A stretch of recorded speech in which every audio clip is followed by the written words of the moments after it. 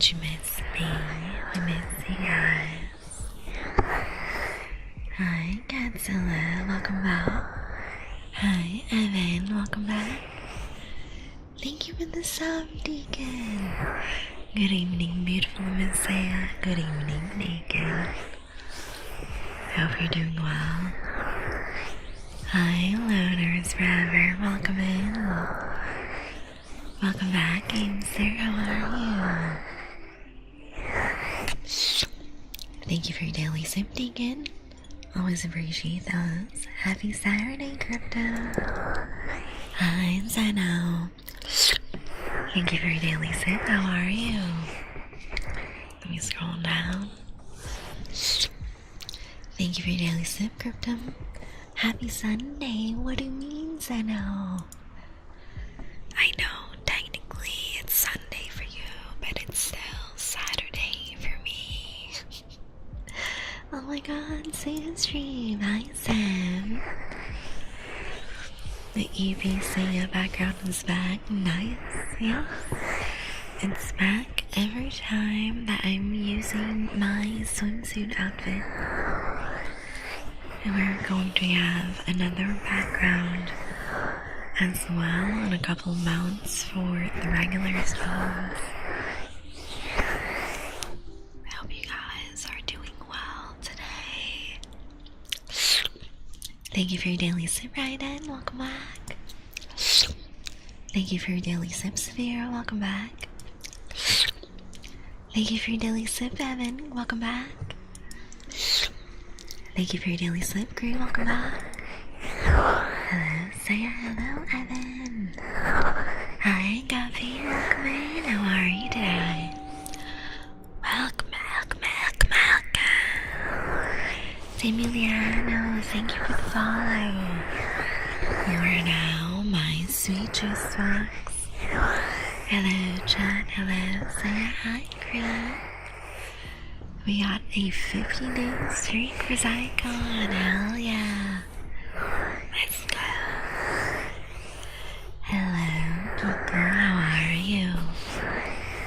Hi, Bader. Welcome in. Thank you for your daily sip, Rosa. Welcome back. Thank you for your daily sip, Kika. Welcome back. Hope you had a nice weekend, dancing. What about you? Hello, be quiet. Thank you for your daily sip. Welcome back. Zafiro, you keep asking for bad boy in French. You're obsessed with it, aren't you? Tu es aussi mauvais garçon. Mon mauvais garçon. Zafiro, tu es un mauvais garçon. Un mauvais garçon. Un si mauvais garçon. Mon mauvais garçon, Zafiro. Un si mauvais garçon. Oh my god. Thank you for the biddies. Russell, 37% drain, and we just started. 5:30 a.m. Hell yeah. Very early for you. I'm doing really good. I was out all day today with friends. I touched grass. We played a new board game.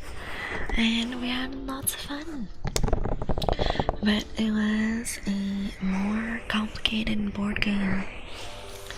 Since we were a big group today, we had to find a game that could be played with 8 people. Let's see. Kika, why are you laughing at me speaking French? It's already embarrassing enough. My week was very exhausting. Oh no. I'm sorry to hear that, Sam.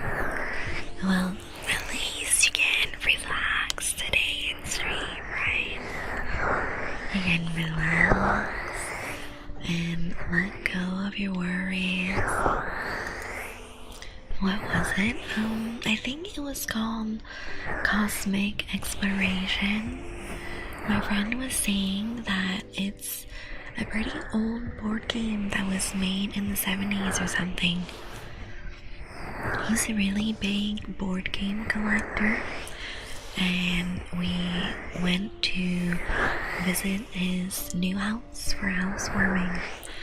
And he has, I think, a couple of 100 board games collected. And the space one we played today is one of his favorites. And I get why, it's really fun. There's a lot of unexpected twists and turns.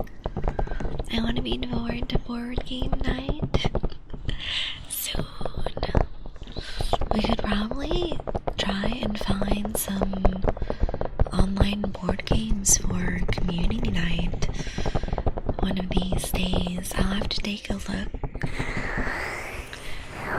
But yeah, we basically played the space game, and it took an hour just to explain all the rules. And it was really fun.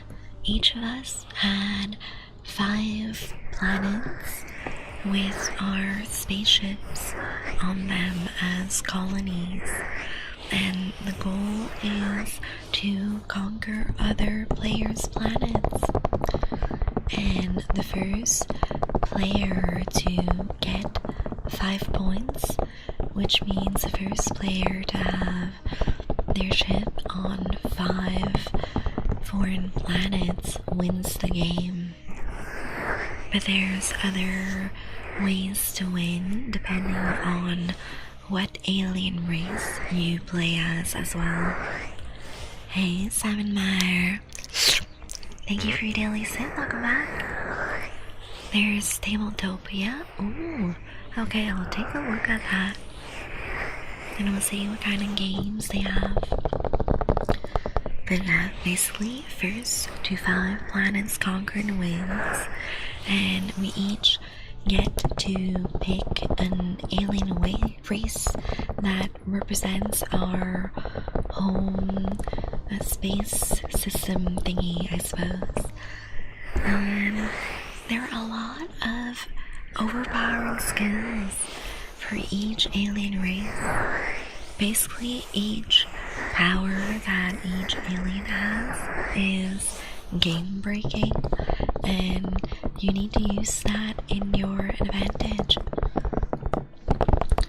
So every turn you get a main protagonist, I suppose, and they draw a card of what other space system they have to attack that round.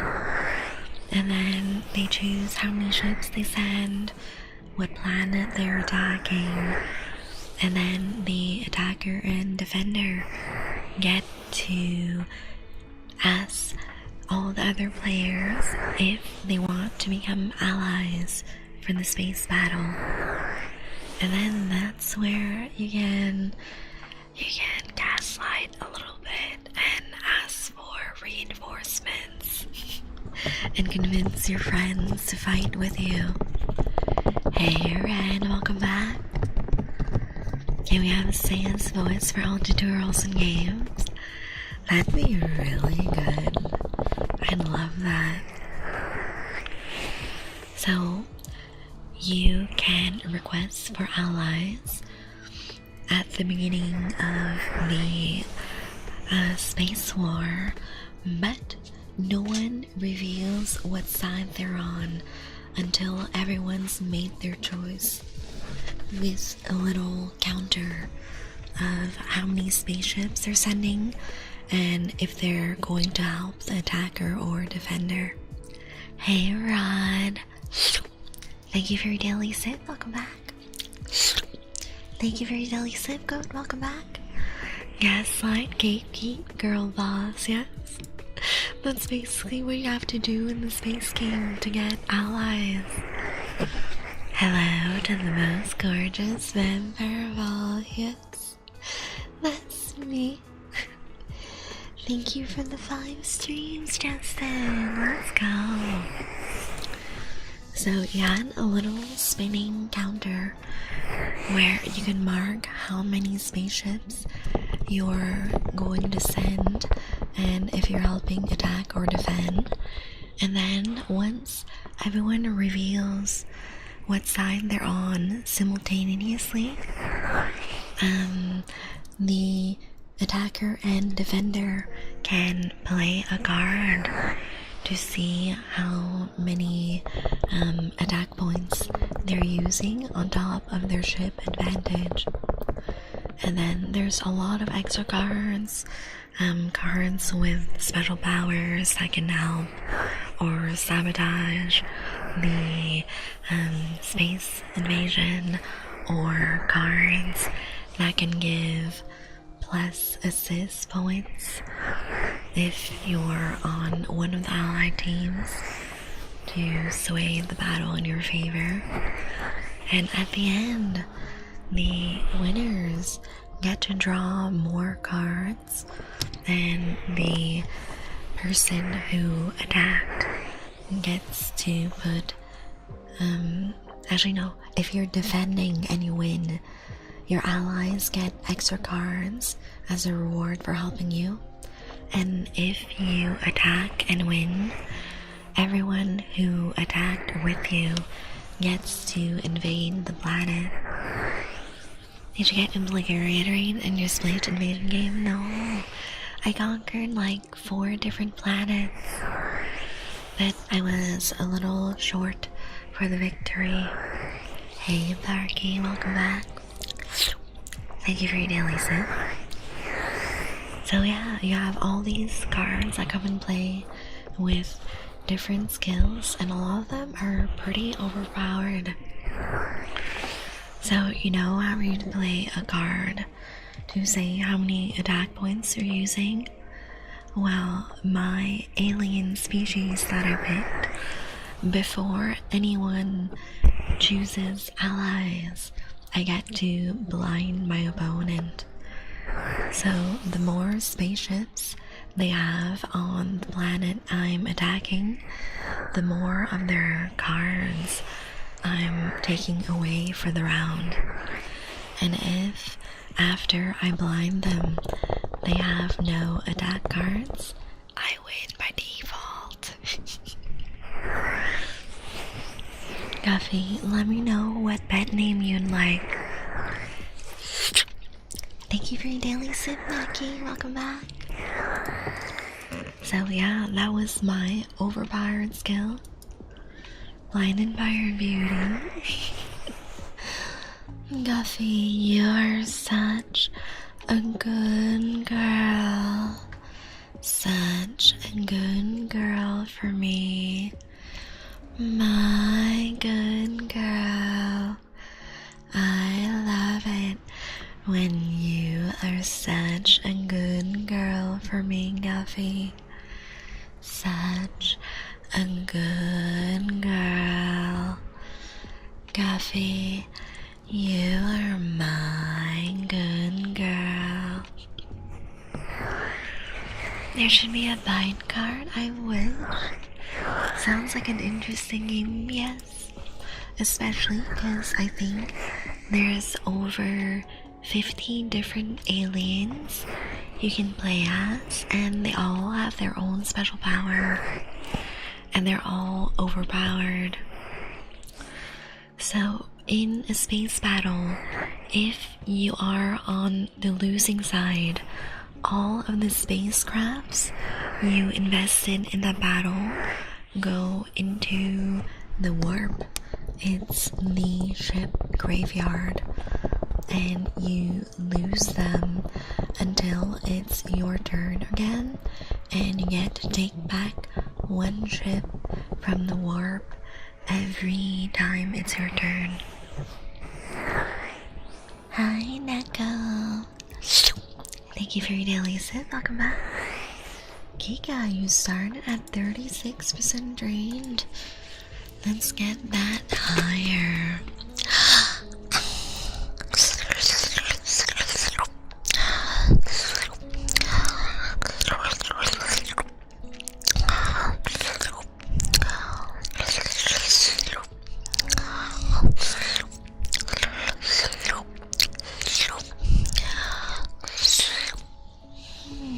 thank you for your blood sacrifice, Kika.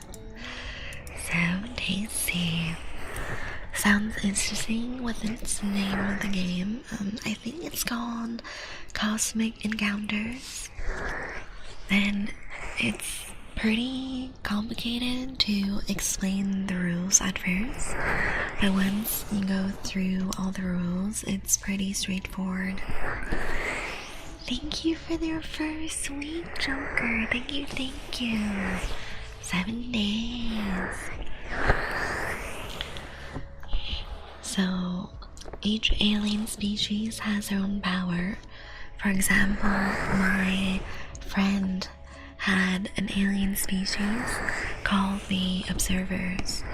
So whenever he calls for allies, everyone that allies with him, even if they lose, their spaceships don't go to the warp graveyard.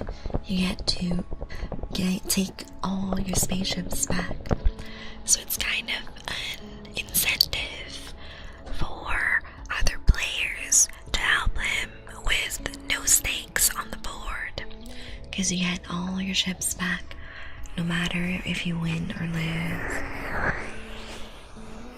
15-page PDF roll.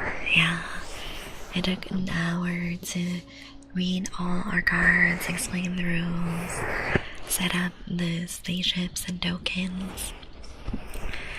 And what else? One of my friends had a really overpowered looking alien species, and we kind of just ganged up on him because his species were the oligarchs, and they get extra cards when they start the game. They get privilege cards that whenever a player reaches a next level of planets conquered, they unlock a new privilege card, and the privilege cards are really overpowered. I think his 4th card would basically allow him to instantly win the game if no one had encounters for it. So mean, but he was so overpowered. One of his oligarch powers was in victories, all of the allies gain 1 less resource, but he gains 2 extra resources. That is a lot of bullshit. Sounds about right. Uno type move, yeah. Hi, Saya. Hi, Shadow. Hello, y'all. Thank you for your daily sip, Shadow. Welcome back. And the game is really fun because since there are so many aliens, everyone has their own powers, and there are special cards called, what was it called? I think they were called, I'm drawing a blank. It started with an F. What was the word? Oh, it was called a flare card. So the flare cards are wild abilities. Welcome. Thank you for the follow, Alley Bones. You are now my sweet choice box. So you have flare cards that you can draw from the deck, and each flare card has a skill associated with any one of the alien species in the game. If you are not that species, you had to play the regular version of the flare skill.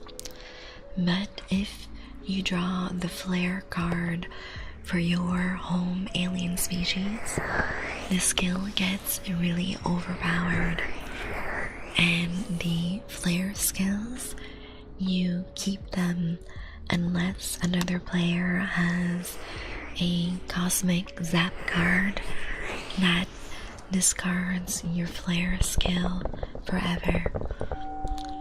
Welcome, welcome, welcome, welcome. Thank you for the follow, Podgold Children.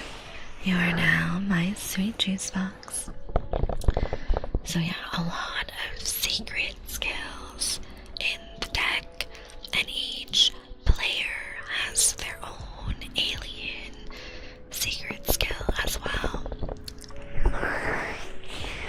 One of the aliens was called the Trickster, and they can basically gamble every space encounter for a 50-50 if things aren't in their favor. Thank you for the care package, Scott. Let me have some water. Stretch. Yeah, gambling. All or nothing. And I actually drew the flare card for the Trickster. Hey Lurky, how are you? Welcome in. Thank you for the headbats, Ghostwalker. So I was not the Trickster alien, but I got their flare card. So when I was in combat and we were losing, I just used my flare card and I got a lesser version of the skill. Thank you for the sub-bot. Thank you, thank you. Sounds like Warhammer 40k Rogue Traders. Ooh, that sounds fun. What's your favorite song? At the moment, it's Dangerous by Sleep Token. Welcome back, Bess. Hey, Dizzy, welcome back. Hello, hello. Hey, Nice, how are you? Welcome back. Hi, Trunks. Hello, my vampire goddess. Hello, hello. Kissies, please. Well, you gotta redeem the kiss. Redeem, you just say, scroll lower, let me refund you. My favorite bat? Yes, I am your favorite bat. Right, nice. Love some sleep token, me too. Not sure if I can learn that one on piano. I'm sure someone has the chain music somewhere. Is it a Warhammer game you're playing? No. It's a space conquering game that my friend has in his board game collection, and apparently it's from the 70s. It's called Cosmic Encounters. It was really fun. Don't worry, Dusty, it's okay. And yeah, I had the Trickster card, so every time I was in a battle, I would flip a coin when we were losing and gamble, cause I would be able to add 10 attack points if I flipped a coin on heads. But if I get tails, my side gets minus 10 attack points. So I only use my flare skill when we were losing really badly. I heard you say warp, which is a thing in Warhammer as well. You know, one of my cousins got the Warhammer game that came out, I think last year. And we have family sharing, so I technically have it on my Steam as well. But I got a little intimidated. I never started. It looked really hard when my cousin was playing it, so I wasn't sure if I was gonna enjoy the game. You guys know me, I'm a very story game chill girly, and I want to relax when I'm gaming. The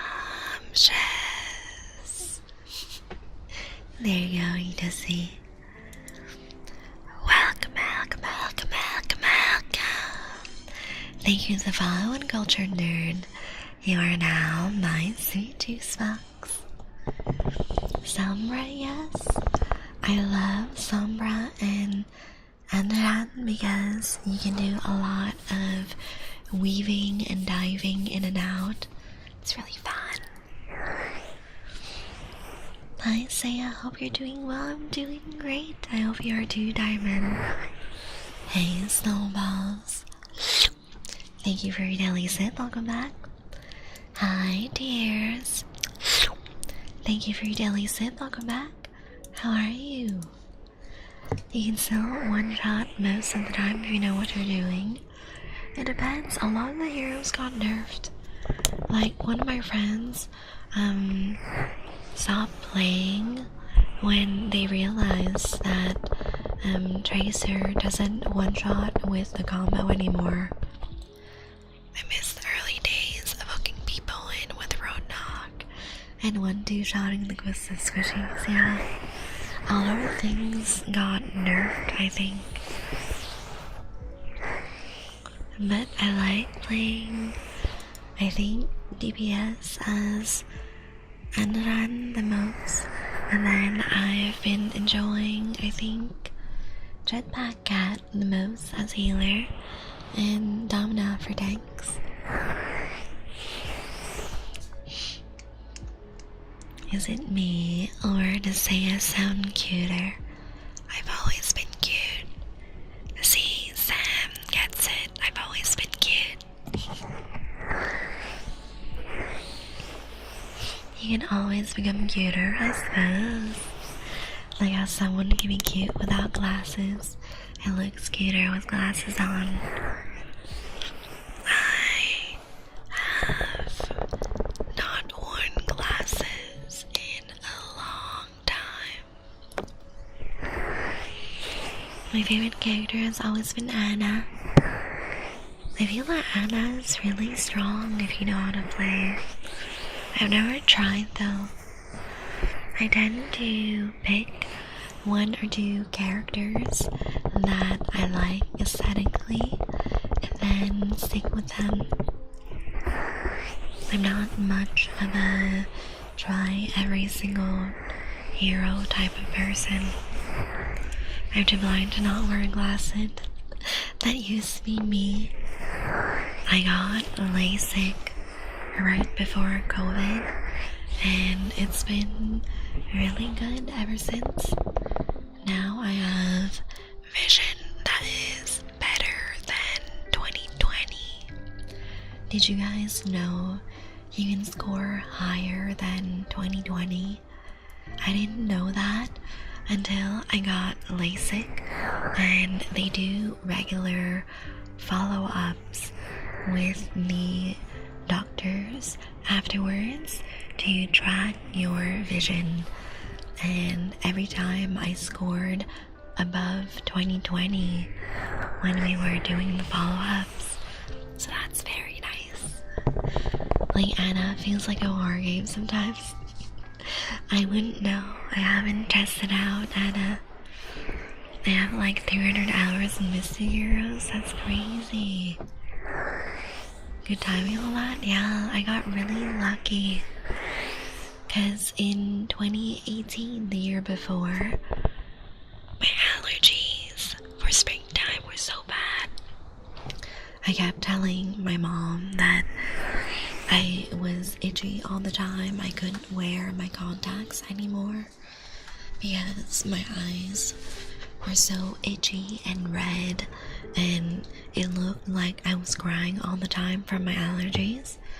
So the year after, my mom got me LASIK so I wouldn't have to deal with very itchy eyes for allergy season anymore.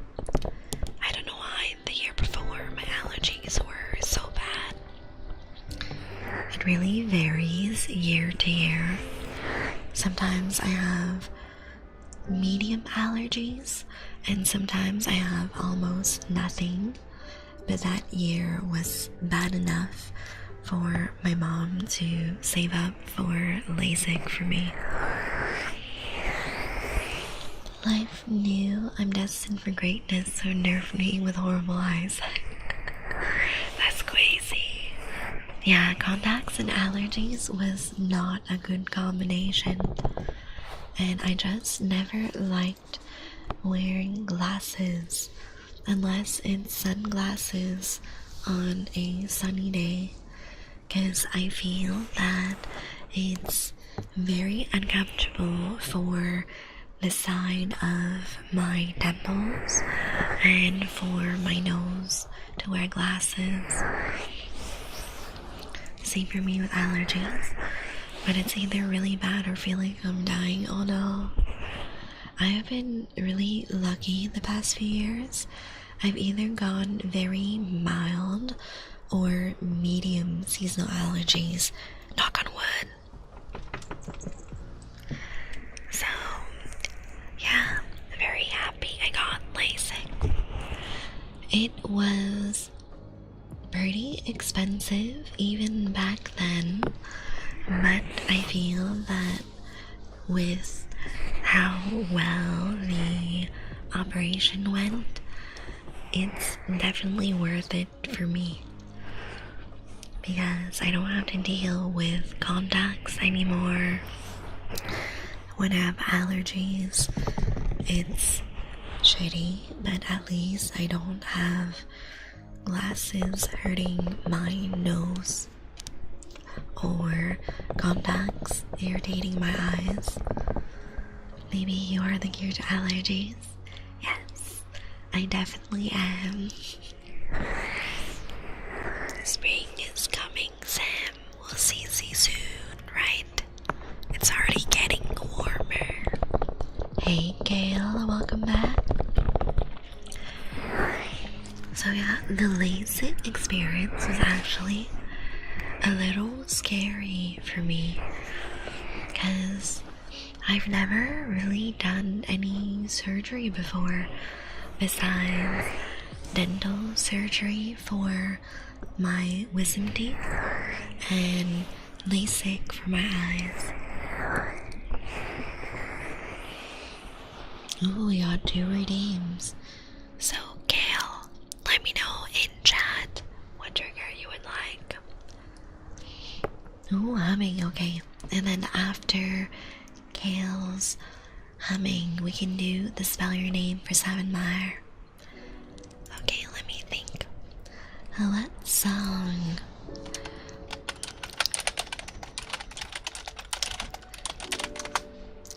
Let's do this. Ooh, alright, I got a Bad Omen song in mind. Let's do this.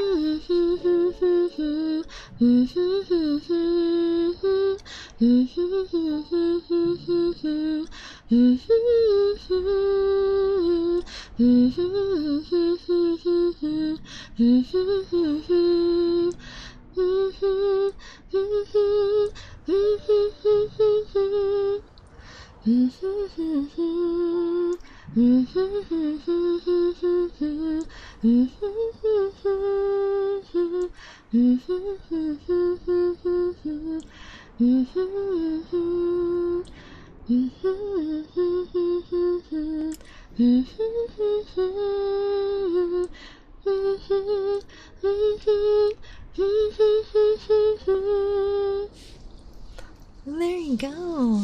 A little bit of bad omens humming. Next we have I spell your name. Savanmar. Savonmyre.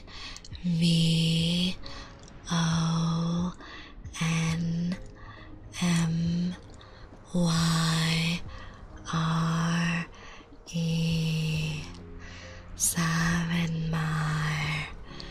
Savonmyre.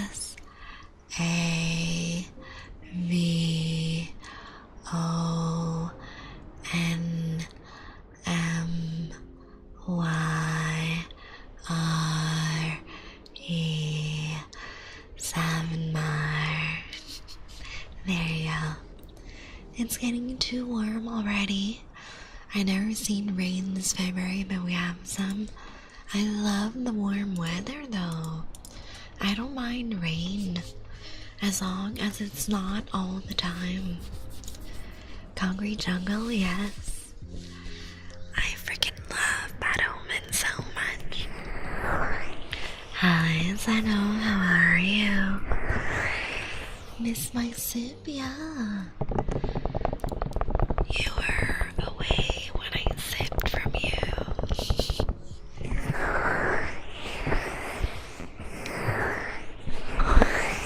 What were we yapping about? Oh yeah, we were yapping about LASIK. So LASIK is a little spooky because you are awake during the whole thing, right? Sleep well, Saphiro. I hope you'll be there for Monday's stream. Bye bye. We will start at 10 p.m. EST as usual.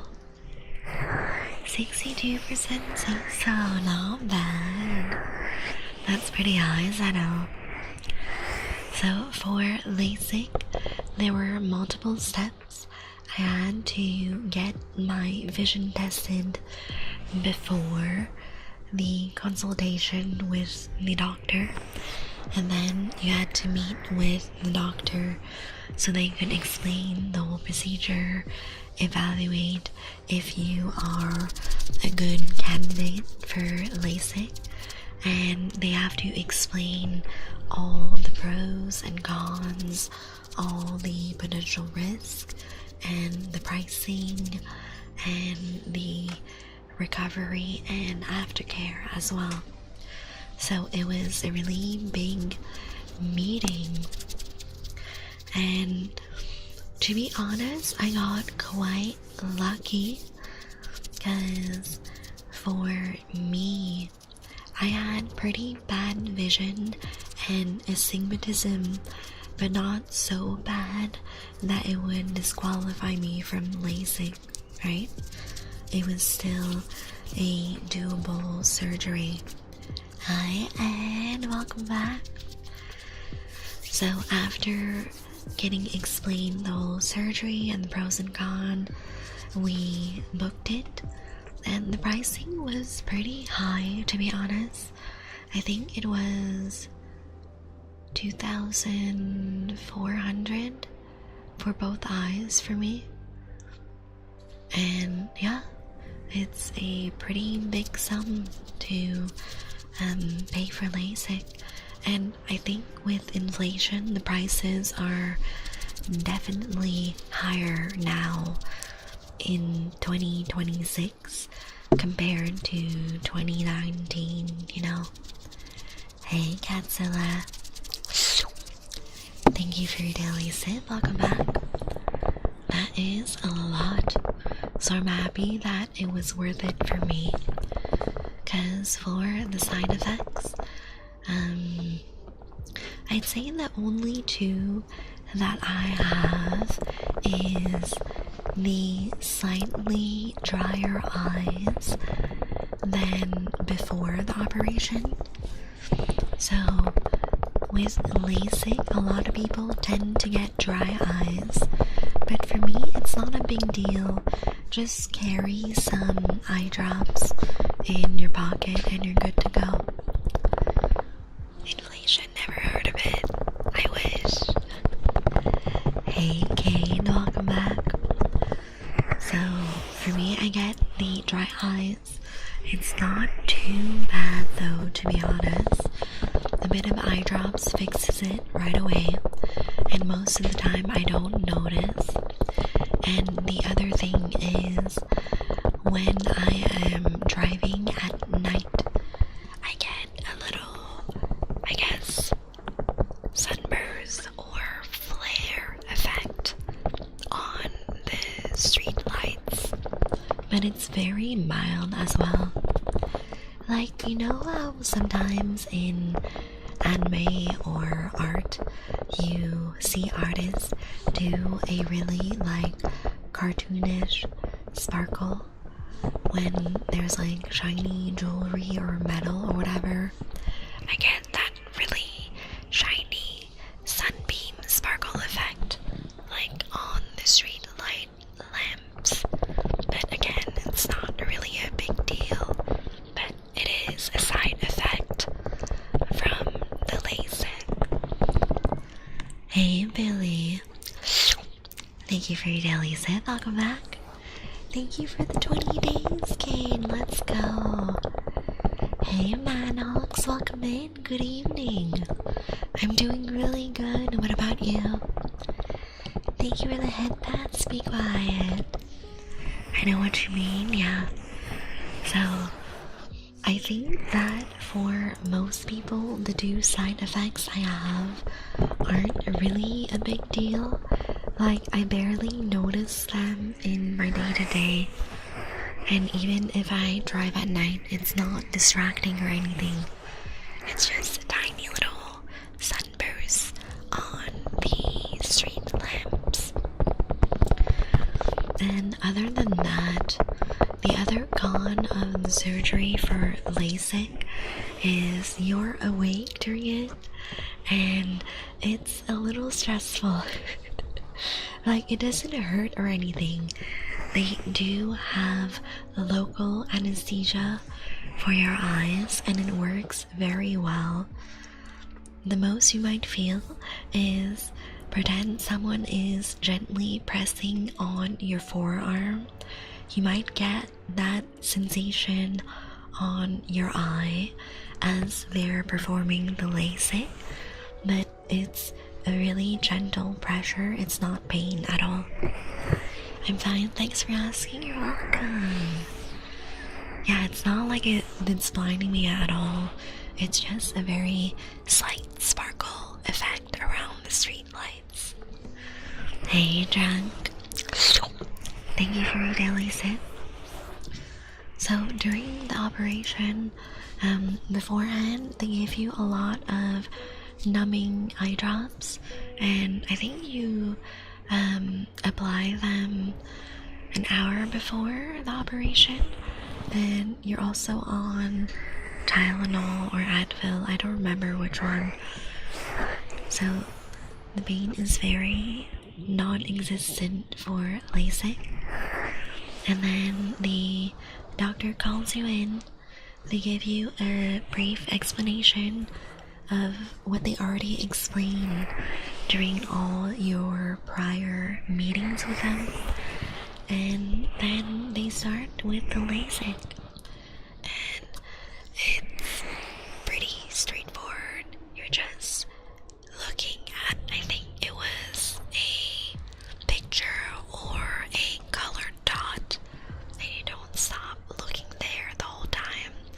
And then for I'd say a minute or so, while they're doing the surgery, you don't see anything, and then when it's done, your vision is, I'd say, 90% back to normal. And then they move on to the second eye after they've sealed the first one.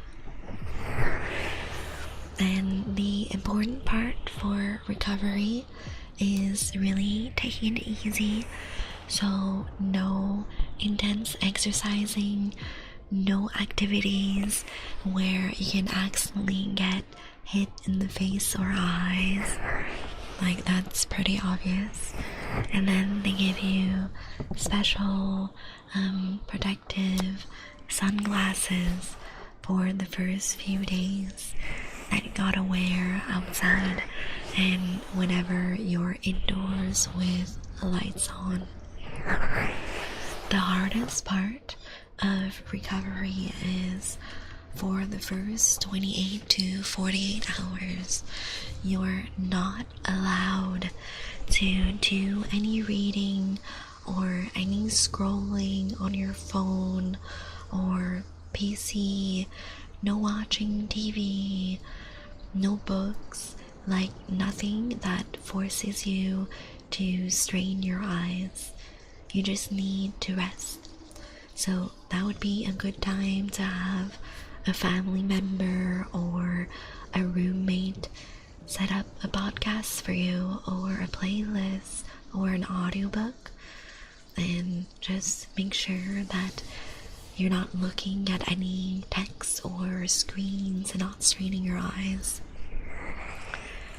Oh, Macaroon, you can still do audiobooks, right? I did a lot of audiobooks, and I had my dad play The Office for me, but turn my laptop screen away, so I would just have like some funny comedy lines, some funny voice acting with no visuals. So you should do a boxing match right after. As long as you dodge all the hits, you're good. No, because you're not supposed to exercise either. You're not supposed to increase your heart rate significantly to not disturb the blood pressure of your body. So I did a lot of audiobooks, I did podcasts, I did The Office, but just the audio, and my dad would help me swap out the episodes or the books or the podcasts.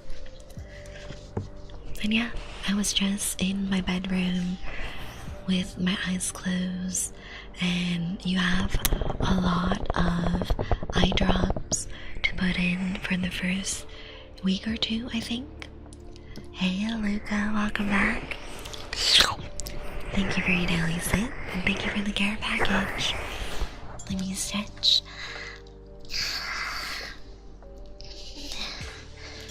And sit up straight and have some water. I got 74% of your blood with one sip. I'm a little too good at this. Thank you for your daily sip, macaroon. So tasty. So yeah, the hardest part of LASIK is those first 24 to 48 hours where you're not allowed to do anything basically. And you are supposed to put in eye drops every hour. You have some hydrating drops. You have some, I think some numbing drops to help with pain, and some antibiotic drops to help prevent infection. And yeah, you really have to be on top of the aftercare to make sure that you're healing well and not straining your eyes for nothing. And then I think it was 1 or 2 weeks after getting LASIK, you go back to the doctor and they do a full eye exam and detailed examination just to make sure that you're healing properly, that there's no complications. And I think there's 2 more follow-ups after that, 1 month after and 2 months after. And then after that, you're supposed to get another check at 6 months, I think, and 1 year. And after that, it's once a year. With the eye doctor, once a year. You don't need to go back to the surgeon. Welcome. Thank you for the follow. I am no Koji. You are now my sweet juice box. Zeno, you suddenly smell really tasty. Let me just smell your neck a little bit.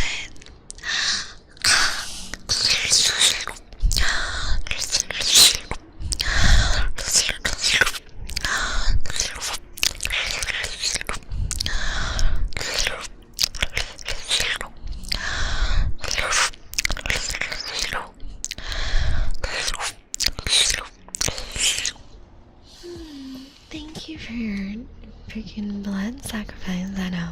The sweet potato fries. Really sweet. Oh. Hey, Boo. Thank you for your daily sip. Welcome back. Hey, Tiger Shark. How are you doing? Welcome back. I really love sweet potato everything. I love the fries, I love the mashed potatoes, I like the chips. Whoa there, what'd I get myself into? You are now in my basement forever. As my sweet juice box, right? So I can take little sips from you whenever I want.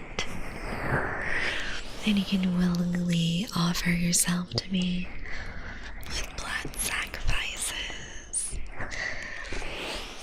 What's I know? Sweet potato fries are big. So yeah, for the LASIK now, I just get my regular vision tests once a year. Just make sure that everything is good. Oh, 0% drain. Zeno, I think you're regenerating blood too fast. Hey, Gunner. Thank you for your daily sip. Welcome back. So, yeah, the healing for LASIK was probably the most annoying part.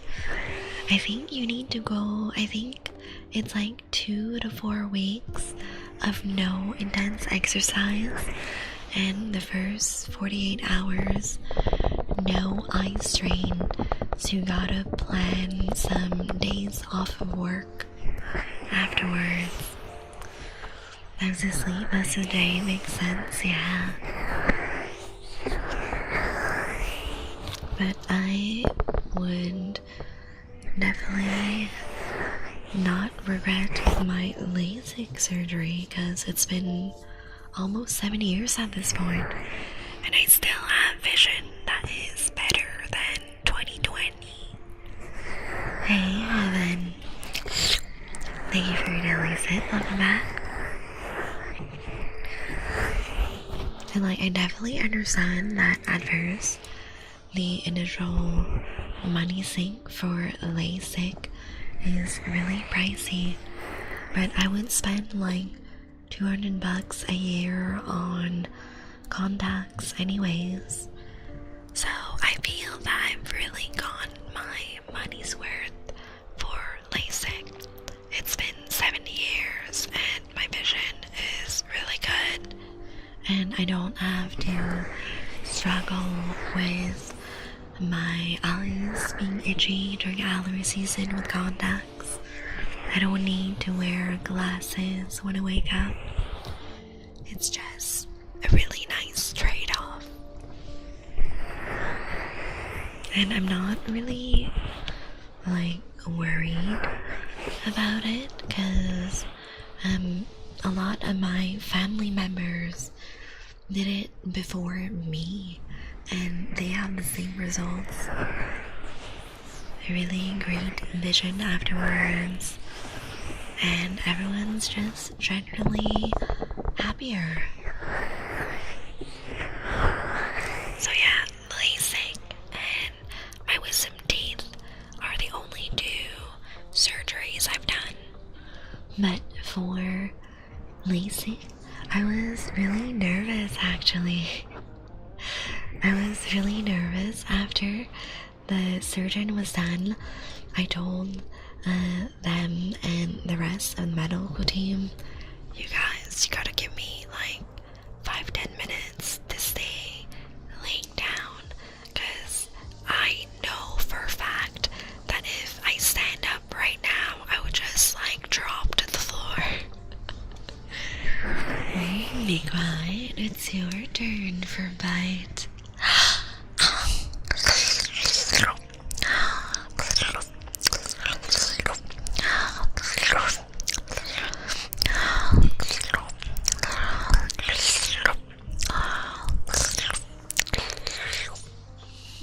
Thank you for your blood sacrifice, be quiet. Hey, and thank you for your daily sip, welcome back. So for me, when I get really like nervous at the doctors, because I'm very scared of like needles and all that jazz, you know. Hey Maggie, thank you for your daily sip, welcome back.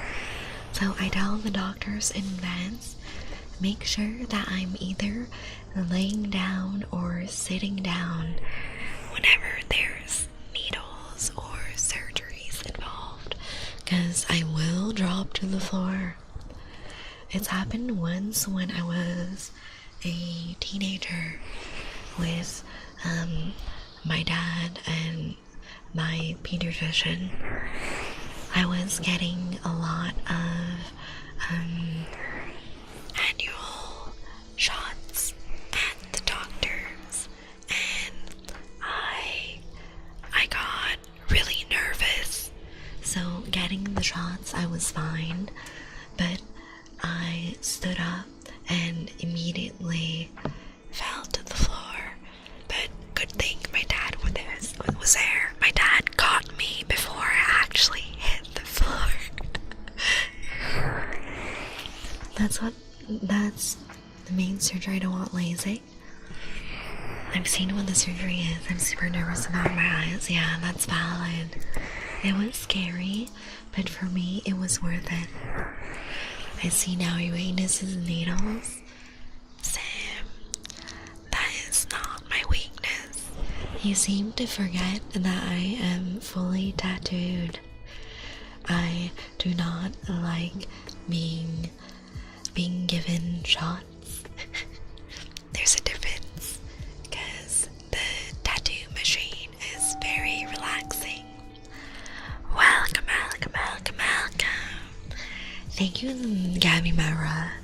You are now my sweet juice fox. Hi, Ninja. How are you? Please have major needles due to be given a tetanus shot without warning. Oh, that's so scary. That sucks. Welcome. Thank you for the follow, Pandoa. You are now my sweet juice fox. Are you gonna be okay? We lose an hour of sleep. Haku, don't remind me. I lose 1 hour of my beauty sleep for work on Monday.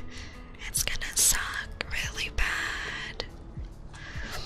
The tattoo machine has relaxed you? Yes. Boo, I have fallen asleep through all of my tattoos that lasted more than 2 hours. Your mask is, no, the tattoo machine is just really relaxing. I've gotten over it after how many blood tests I've had. No, I still get very lightheaded. If I need a blood test or some booster shots or any type of exam or medical procedure that needs needles, I tell the doctor, make sure I have a seat. Make sure you let me sit for 5 to 10 minutes afterwards, because I will drop to the floor if I'm not sitting. Wait, that's tonight, yes? The time change is tonight. That's well, no, it's relaxing. Okay, so my first tattoo, I got it on the side of my ribs, about 3 inches below my armpit. And the tattoo is, I'd say, 5 inches long and 2.5 inches wide. And it was really relaxing. My tattoo artist was very light-handed, and it was so calming. It felt like he was using a mechanical pencil and just gently drawing over my skin for 2.5 hours. For that one, I did fall asleep because it wasn't long enough for me to fall asleep. But for all my other tattoos, they were either all-day sessions or a 5-hour all-day type of thing as well, with a few breaks. So any session where I was at the studio all day, I've fallen asleep during the appointment. And my tattoo artist has commented in saying that he knows when I'm asleep, because once in a while, like every 15 to 30 minutes, sometimes I have a little twitch. But yeah, the tattoo machine is very relaxing for me. The sound of the tattoo machine is relaxing, but the anxiety needles bounces out. You see, for the tattoo machine, I don't picture it as needles, because it looks like a giant pen to me. Welcome, welcome, welcome, welcome, welcome. Thank you for follow, Angel Roy. You are now my sweet juice box. Never had a tattoo. I love tattoos. Although I think I'm done, because I have a dark arts of corporate America job, and I want my tattoos to be easily hidden. And right now I have my ribs tattooed, my full back, and my tummy. I don't really want to add anything else, because unfortunately there's still a lot of stigma against tattoos in a lot of the older people, and for career purposes, it's just better for me to look like a soft girl with no tattoos. Unpopular opinion, but say I should be president of the universe. Yes, I should. Hey, Epic. Thank you for your daily sip. Welcome back. How are you?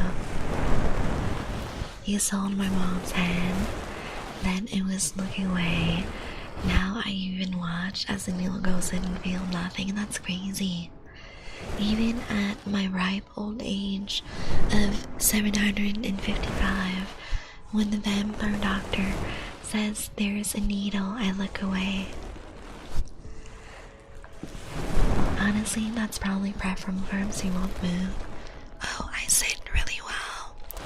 I am super still during my tattoo. I never understood how some people have trouble sitting, because I just lay there completely still, and every artist I've been with, they take frequent breaks to dip the tattoo machine back into the ink. So when they're getting more ink, that's when I move around and stretch and reposition. So I've never had an issue of sitting still while they're actually tattooing me. It's so crazy to me that some people move while getting tattooed, because you'd think it's permanent art you're getting, right? So you want to give the artist the best working environment. Hey, Otaku. Thank you for your daily sip. Welcome back. How are you? You stepped on a rusting nail? That sounds so painful. I hope you healed well from that. I love some tattoos. Do it, do it, do it. But save up for a good artist. Tattoos are so fucking cool. If you have ribs tattooed and wasn't painful, you can take anything. I hear it's the worst. It depends. So, some of my stomach tattoo encroaches on my lower ribs, and lower ribs was much more painful than side ribs for some reason. The side of my ribs felt like a gentle tickle, and the part of my tummy tattoo that reaches to the lower ribs, it burned. Holy shit, it really burned. And then also the lower back was teeth-clenchingly painful. Like, I don't know how back in the day tramp stamps were popular, because that was the highest pain level I've had while being tattooed, and I'm covered. I'd say that the side of my ribs was a 2 on the pain scale. Normal tattooing is anywhere from a 2 to 4 on the pain scale for me out of 10. And then the lower ribs and lower back for me anywhere from 7 to 8 out of 10. Really, really burning, sharp pain that sears into your skin in those areas. I know for a lot of people, the spine is very, very painful too, but for me it was relaxing. The spine felt great. You want to get the Iron Man arc reactor on my chest? Ooh, that's a cool one. It's a big project though, and I think on the sternum is quite painful because it's very close to bone. I am a soft girl. I'm a secret goth girl. Goth on the weekend, corporate that during the week.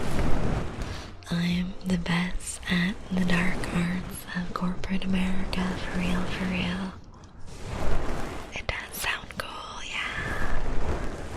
Otaku, stop bribing the bot. I know you're not 87% say so, but I do believe you're 92% trained. It's not that I struggle sitting for a long time, it's just I'm constantly shaking no matter what. Yeah, that would be pretty hard to get tattooed then. Can a vampire have a midlife crisis? I don't know if you would call it a midlife crisis, but a lot of my fellow vampires have had crises in the past and gone on binges of drinking from a ton of humans, buying all this beautiful art, buying new vampire castles. So I don't know if you would call that a crisis. Trying to survive in Nicobata. Wait, I think I have that game in my library. Are you having fun? It's on my list. I think so.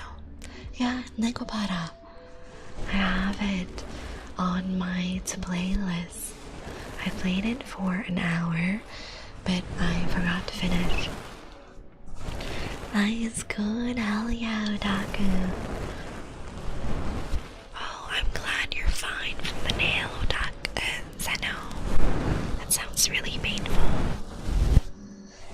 put you under anesthesia for tattoo?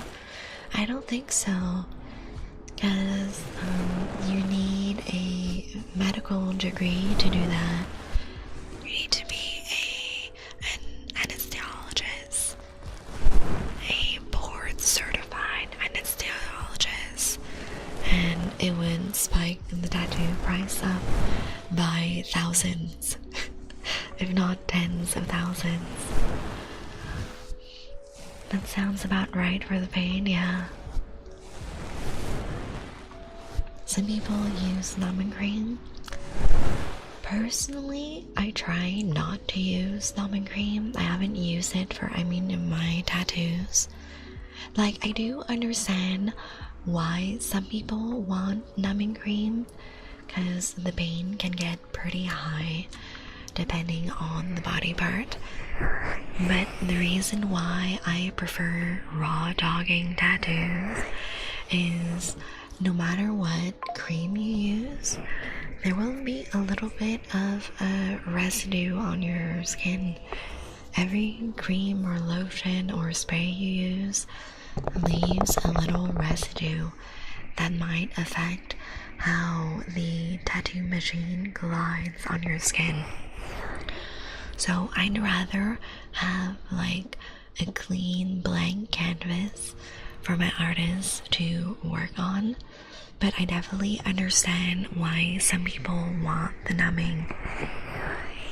It depends on your pain tolerance and if your tattoo artist offers the numbing options. But if you think you need it and your tattoo artist offers it, then you should definitely get it.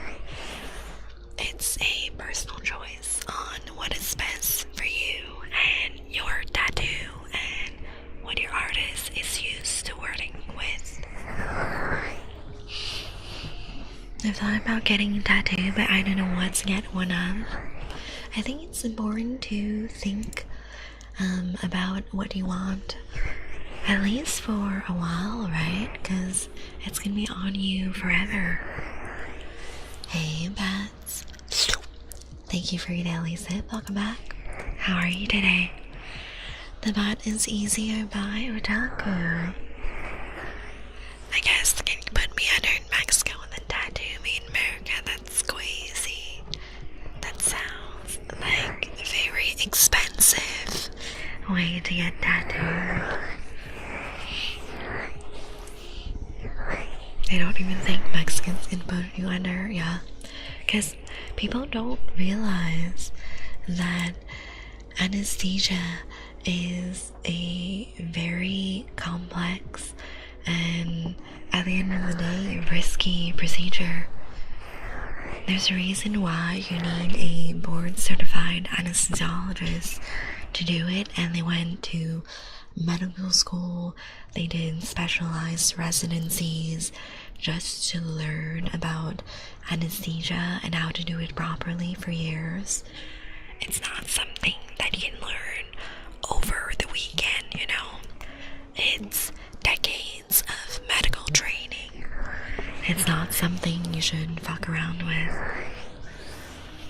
The arc reactor will either be right where my heart is or the sternum. Oh, nice. I have a very low pain tolerance. Well, you gotta find an artist that offers numbing solutions then, like numbing cream or numbing spray. It's way longer than an hour. Yeah. For a big tattoo like that, I wouldn't be surprised if it would take multiple sessions as well.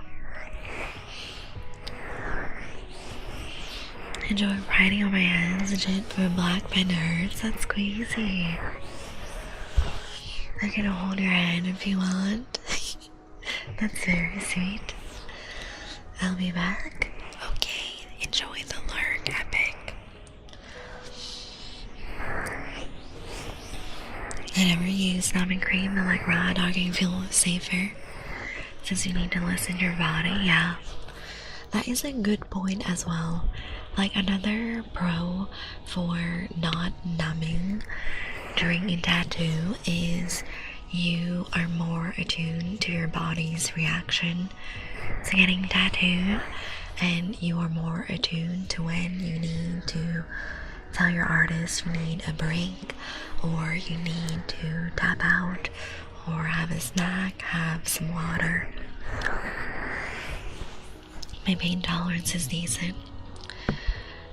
I think my artists all realize that I have high pain tolerance, and the guy that did my back also commented that my tolerance is very high since I fell asleep multiple times across our sessions. I think my pain tolerance is high. I broke my pinky toe in Proctor. Oh, Howie! I hope you managed to get it checked out by a doctor after work. That sounds really painful. I definitely want a few things tattooed on me. Like what? An anvil and a paw print? Hell yeah. I was saying that in reaction to being banned in the US, yeah. People still sneaking in, that's crazy. Also, it doesn't hurt until the tattoo artist is going back over the lines. It was already done. Me wasn't too bad going over the lines.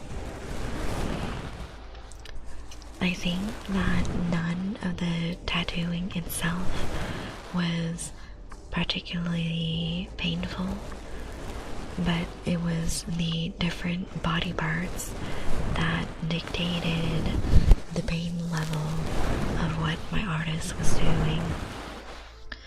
So, side of my ribs, very chill.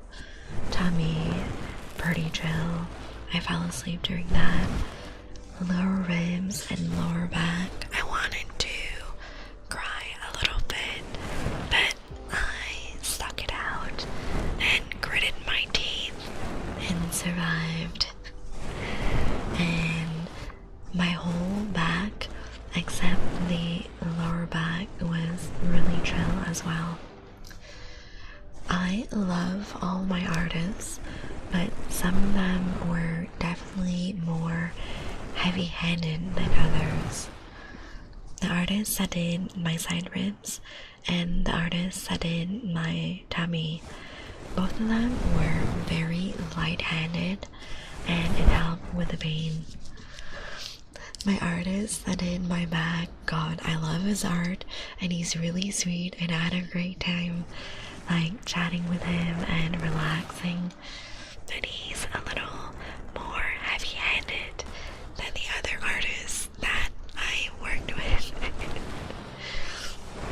I got used to it in the end, but at first I was like, oh, a little jumpy whenever like he would start inking me. It sucked when I got the side of my ankle line done. Yeah, a lot of bones in that area. Paw print I want on my ribs. For your dog Daisy. Oh, cute. I think if it's not too big, the ribs for the ball is gonna be pretty relaxing to go through. Not too bad, like maybe a couple hours at most. Depends how big it is, how detailed the paw print. Definitely, if you fully fill the paw print, it would take a little longer to pack all that ink in. But if it's just like the outline with some detailing, it's probably not too long of a tattoo. Anvil for blacksmithing. Ooh. You want itai written in Japanese? Okay, but Seno, you're gonna get it in calligraphy, right? I have such a pet peeve for people getting Asian writing on themselves. Because I swear to God, y'all are not going to Asian artists, and then you end up with Asian writing that is written in the equivalent of Comic Sans on yourselves forever. And I'm like, Bookies, that's such a pet peeve of mine. Go to an Asian artist that knows how to write the language. They will give you actual calligraphy and it will be beautiful, and you won't end up with Comic Sans font on yourself forever. I just go into a cold sweat and try to not move at all when I get my tattoos. Ooh, I'm just very relaxed with tattoos, to be honest. Just chilling. I think my body overall just heals tattoos really well, and I've never gotten tattoo flu ever. The paw print one would be very small, yeah. That'd be really cute. A little paw print.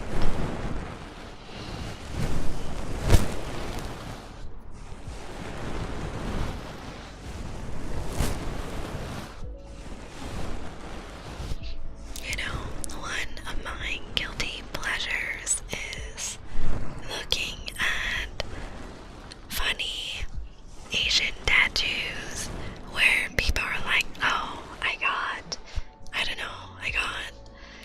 peace and love tattooed on myself in Chinese, and then you have a Chinese person read the tattoo, and that's not at all what it says. There's so many posts of that on the internet. It's very funny every time.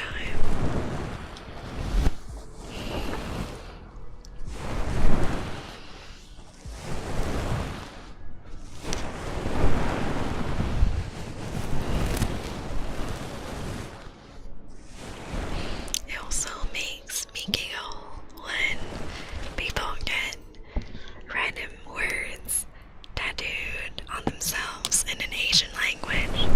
Because imagine if someone from, I don't know, Vietnam visited the States, went to a tattoo artist, and they just wanted peace in English tattooed on them. It seems very random.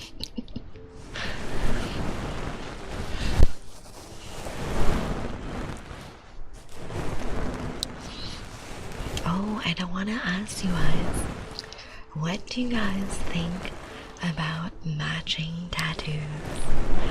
I've had this conversation with multiple friends, and it seems a lot of people think that matching tattoos is like a secret curse where you're dooming the relationship to fail. I know someone got stupid foreigner tattooed on them, knowing what it meant. Another got their name Gary tattooed on them, which translated to dysentery. Oh no. I feel that they could have picked different characters for Gary, because I know for a fact there's different characters with the same intonations for Gary that I could have used that do not mean dysentery. 90% green, let's go. Hey Lavada, welcome back. How are you? You better be sure we're getting matching tattoos. It's like tempting fate, yeah. I feel no matter if it's a friendship tattoo or a relationship tattoo, it's just like tempting fate to break apart the relationships. I think the only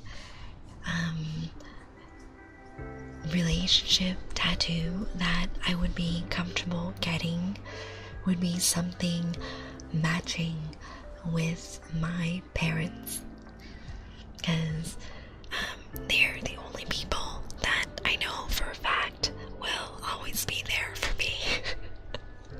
But anyone else, hell no. And like in the future, if I ever find a partner and if they ever want kids, I'd be also open to getting a little matching something with my hypothetical kid if it ever happened. But other than that, I would never do a matching tattoo with anyone else. I think they went with specific kanji. Oh. But just because it looks cool, I don't think that you should tattoo it if the meaning is weird, right? Oh, semicolon fairy, that's pretty. I love fairies. I love anything magical and feminine and pretty like that. Parents and kids, I say go for me too. But anyone else, I don't know. I will never get my wife or girlfriend's name tattooed. Yeah, you see so many people asking for cover-up ideas after getting a partner's tattooed. Like, I frequent the tattoo advice and shitty tattoo subreddits quite a bit, and the amount of times on the shitty tattoo subreddit where it's a picture of someone with like 5 different names tattooed on them, and then sometimes they're even like strike through, like crossed off. And I'm like, my dude, when will you learn? You're getting a grocery list of past girlfriends tattooed on your chest. That's crazy. She got it tattooed at the bottom of her neck, top of her back. That's a pretty spot. It's really nice. You know, before I got my back tattooed, I was playing around with the idea of having the Final Fantasy XIV legacy character tattoo on the back of my neck. But then I decided that a nature tattoo would suit me better. And I didn't want to do my full back because I find it really hot and sexy for both men and women to be very tattooed. This kid looks like a graffiti wall of names, yeah. You just need to date a girl that has the same name afterwards. So pick a really common name, I don't know, like Marie or something, or I don't know what's common for women. Vanessa, I don't know, Jessica, Sarah. Just common names. And then just find another girl with the same name. Lock in on Jessica forever. Surely one of the Jessicas will be your forever partner, right?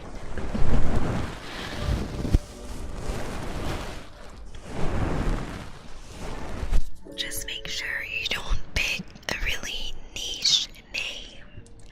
A name that only like a handful of people have.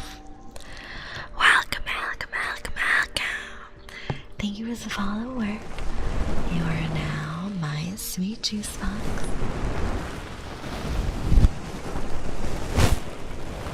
I did hear a story of that happening though, where this guy was dating, I think, Maria, and then they ended up breaking up, but his next girlfriend was also named Maria. Hey, Govan. Thank you for your daily sip. Welcome back. How are you today? So yeah, if you really want to tattoo someone's name on you, make sure it's a common name. choose, I don't know, Jessica or Marie, or I don't know, what other common names do we have? Who knows? Maybe Google the most common American names for women in your age bracket and then pick one of the names. Just make sure it's mom's name or don't do it. Yeah, that's a good idea too. You can never go wrong with your mom's name. Just woke up, now I want to go back to bed again. Oh, that was me this morning. Thank you for your daily sip, Kenzie. Welcome back. Hi, Plaid Dragon. How are you? This morning I had an early appointment with my roommates to finalize some paperwork for the new apartment we're moving into, and we had to wake up real early. Easy fix, put all the names, make a crossword. I don't think that is a wise choice to use your real estate on, but you do you, come on. Thank you for your daily sip, Cappy. I'm good, how about you? I'm doing great. We're talking about tattoos and discussing whether or not it's tempting fate to get matching tattoos or getting someone's name tattooed on you. And I think, yes, you are definitely doing the relationship if you get someone's name tattooed or if you get a matching tattoo. Doesn't matter if it's a friend or a partner. I think the relationship is doomed. Hey, I know you. Fancy seeing you around. Hi, say hi, Kenzie. Ooh, 18%, not bad. Not too bad, if I do say so myself. No, you don't. That's crazy. Wait, I thought the time change was tonight. Welcome, welcome, welcome, welcome. Thank you for the follow, Pikachu. You're now my sweet juice box. 19% drain from one sip. I approve.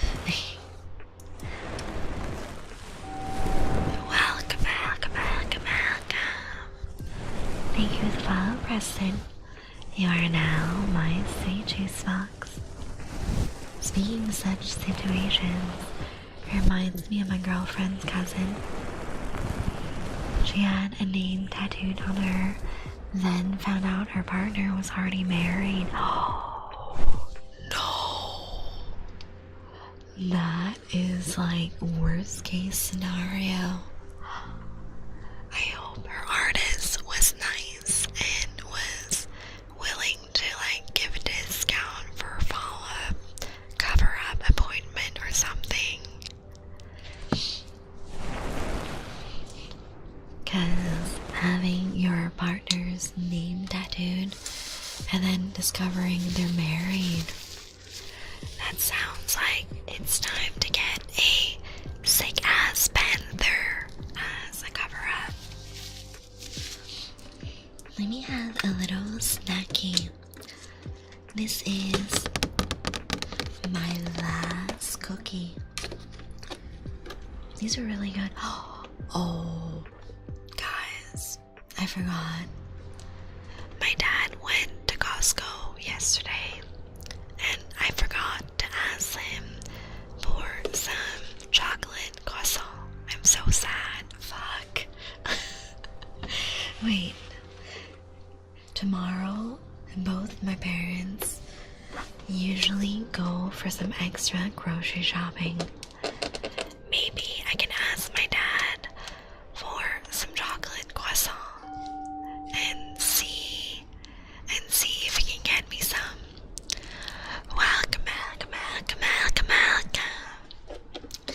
thank you for the follow, FEC. You are now my sweet juice box. Pain au chocolat. Yes. Let me unbox. No pain, no chocolate. Yes. Why is this so hard to open? This box, man. It's one of those boxes that has a really tight seal. There we go. These are so tasty.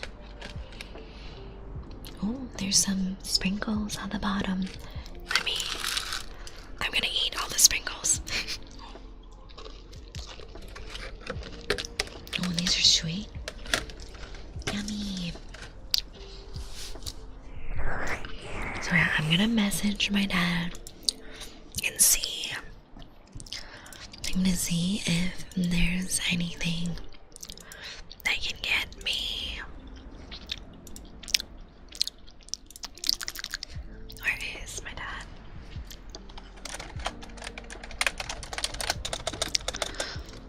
Let me type to him in Vietnamese.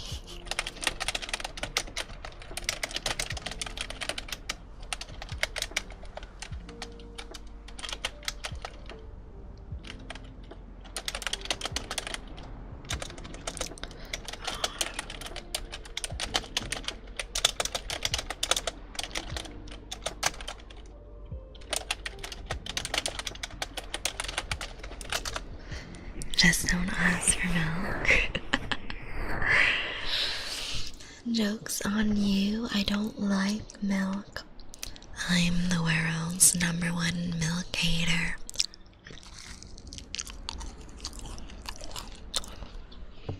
Wait, are you gonna suck a lot of my blood? Because I'm a blood dragon, you're a vet. Yes. Definitely yes. A nice little snack. Just for me, right? A cute little snack. A nibble. A treat.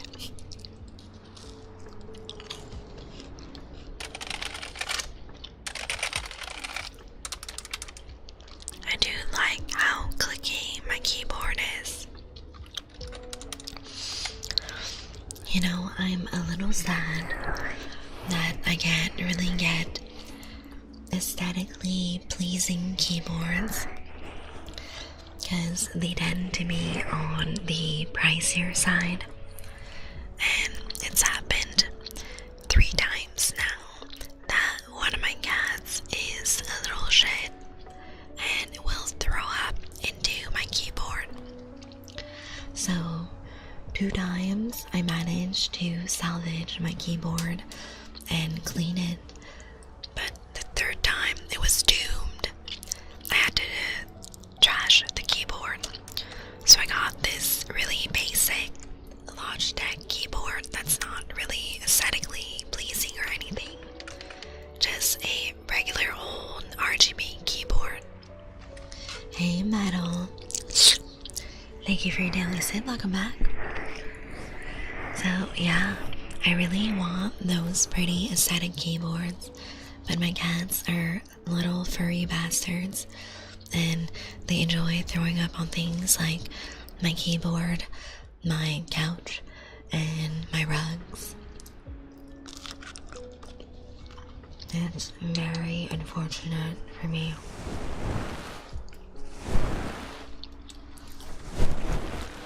For the couch and rugs, it's not bad because I can clean my couch and my rug is small enough for me to toss in the washing machine, but it gets real annoying. What if the cats vomit on them so you can change them? I don't think so.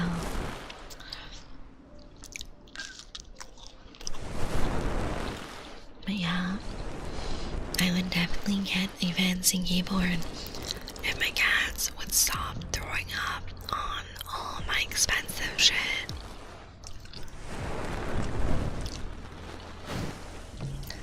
Ooh, have a good night, Kenzie. I hope you'll be there for Monday's stream as well. 10 p.m. EST as usual. Have a good night.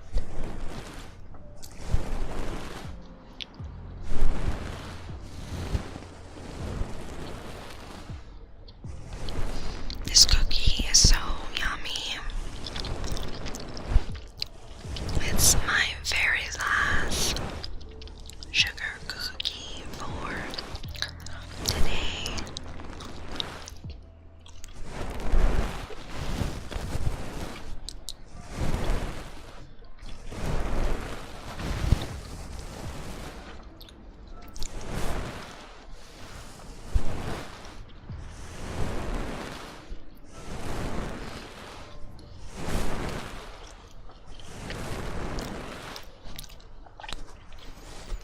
Oh, you might not have enough blood.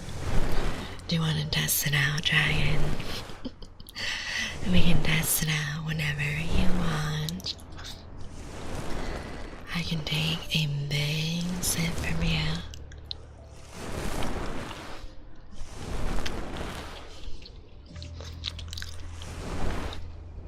We have our small daily sips, and then big then terabytes.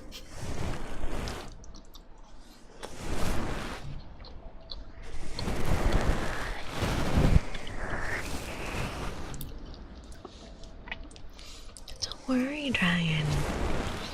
I'm very skilled with vampire magic. I got you.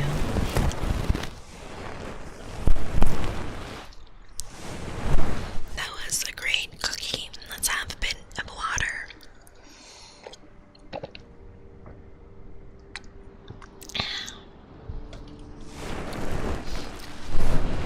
So, what were we yapping about? Keyboards. So, for my keyboards, I've seen a lot of really cool ones from Japan. 8%, that's not bad. I found this really cute Kodomi PC case and keyboard from a Japanese friend, but I'm terribly afraid that my cat will just go puke on the keyboard again, and I'll be very sad because the pretty keyboards are way more expensive. I think the brand is Gravistar for another brand that I really like. Welcome. Thank you for the follow. See Rich or Critch? Let me know. Is it Critch? See Rich? I don't know. Let me know. You are now my sweet juice box.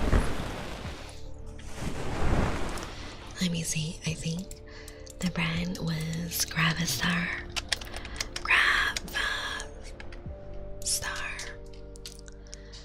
And they had these really pretty sci-fi looking keyboards, and I'm really tempted to save up for one. Oh, so Rich. I'll call you Rich then.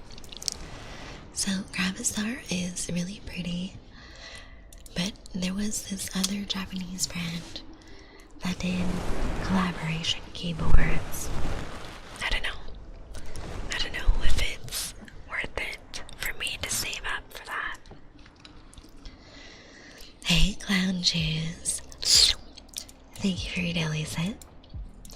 But you want more, don't you? You're just begging for a bite.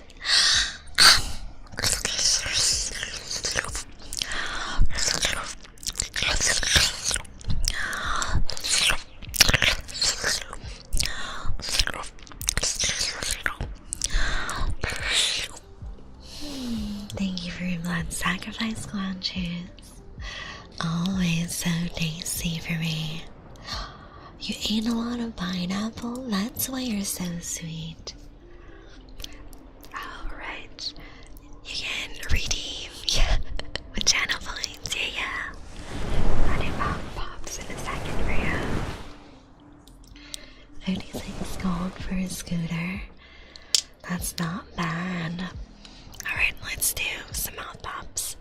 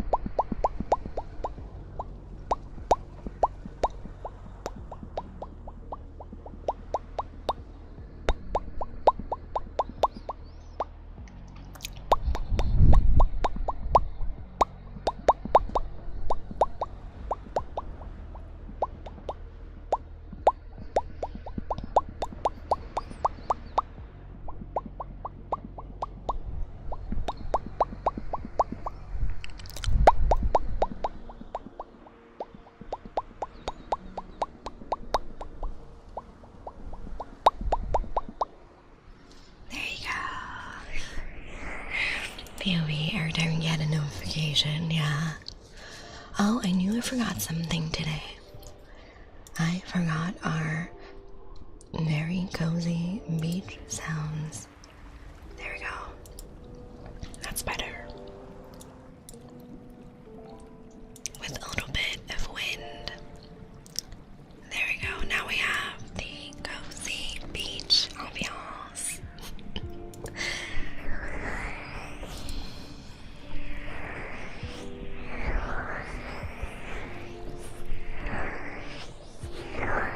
Oh no, my dad didn't get the chocolate croissant.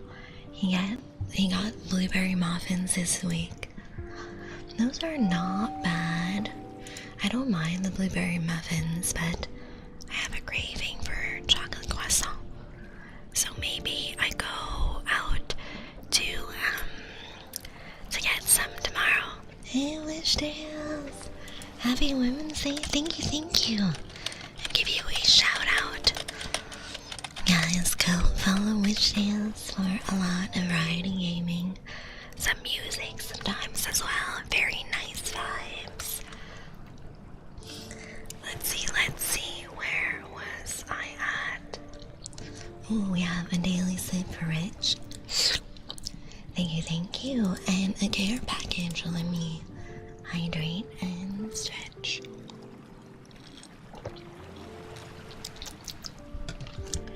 Very tasty. So, unfortunately, my dad did not pick up any chocolate croissant from Costco this week. So, I really hope that he doesn't forget next week.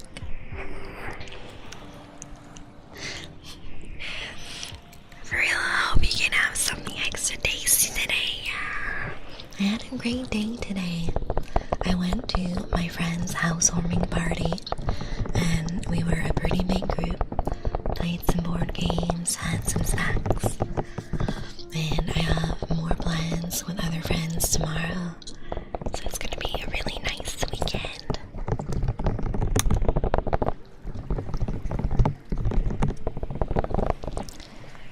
I'm super excited for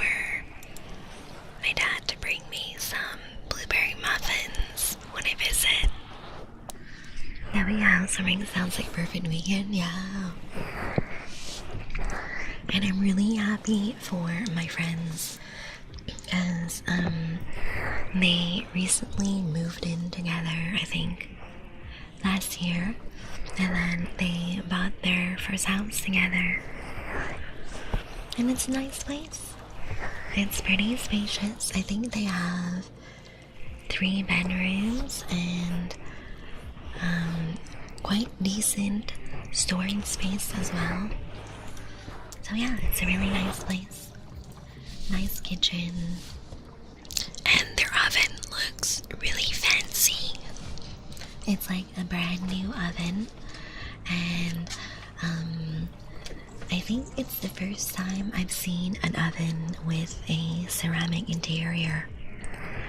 But my friend was saying that since the inside of the oven is ceramic, they need to be really careful with what cleaning products to use, because apparently some products will strip the ceramic and damage it. Buying a house in this era is especially impressive, yeah. I feel that overall, like, my friends and I were all looking, like, to save up to buy, to be honest. And, like, I honestly wouldn't mind buying a house with my current roommates, because we've lived together for like almost 3 years now, and I know that we get along well and that we are responsible humans. Because I do definitely think that buying a house by yourself is insane these days. I think it's very unlikely to buy a house just by yourself unless you live like in the boonies. Yeah. Like in the boonies, and you get a little wooden shack, and then maybe you can buy a house by yourself. If you already made it through 3 years and don't hate them, that's a good sign, yeah. And we've been friends for like, let's see how many years. We've been friends for like 8 years now, and we lived together for 3. So I think that overall, like, we know each other really well. We know each other's personalities and our cleaning habits as well. Because I think the most important for me, if I were to buy a house with someone, is their financials and how they maintain the house. Because I am a relatively clean person. I don't like clutter. I love cleaning the common areas so there's no clutter at all. In my room, it's a little harder at this current place because all of our bedrooms are pretty small. That's why we're moving to a place with bigger bedrooms and more bathrooms sometime this summer. So we'll all have more space for our personal stuff. Cleanliness from housemates is one of the most important, yeah. I could never live with someone that doesn't clean up after themselves. My apartment changes people a lot, and whenever someone messy moves in, I get so annoyed. No, that's the worst. I think that's why my friend, who's currently looking to buy a place with her boyfriend, right now she's renting, and she has an apartment very close to a lot of like jobs and like schools and all that. So it's a popular and she does very extensive interviews just to make sure that the person who's coming to live with her is clean and is a good roommate, you know. Thank you for that, that's Ghost Walker. I don't know how she's done it, because I've been friends with her for, I think, almost 4 years at this point. Yeah, I think I've been friends with her for almost 4 years at this point. And she goes through 1 or 2 roommates every year, because a lot of them are students that are close to where she lives, and some of them just need housing for like a couple semesters. It would really drive me nuts to get to know my roommates again every 6 to 12 months. I don't have the patience for that, because I feel right now for the house chores and who does what, my roommates and I, we have it on lockdown. Everyone knows what chores they're in charge of.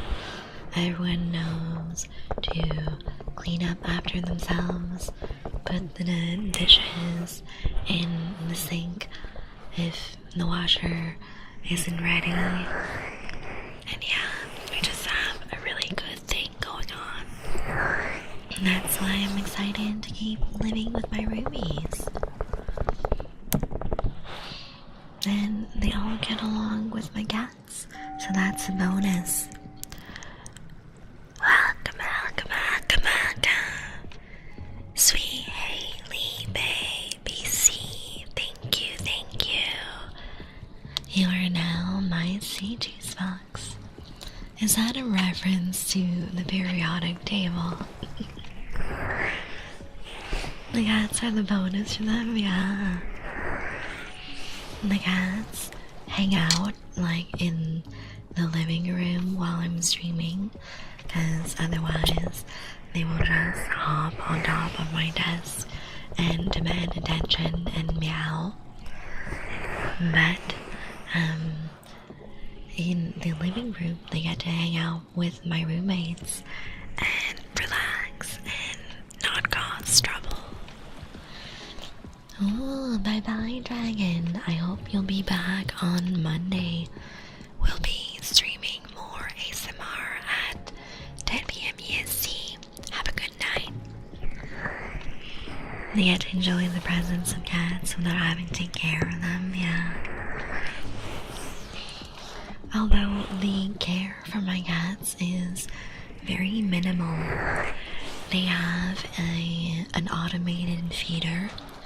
I got it off Amazon, it's really nice, and you can program how many portions of dry food are being dispensed, how often they're being dispensed, and you can record a little vocal note to be played whenever it's feeding time.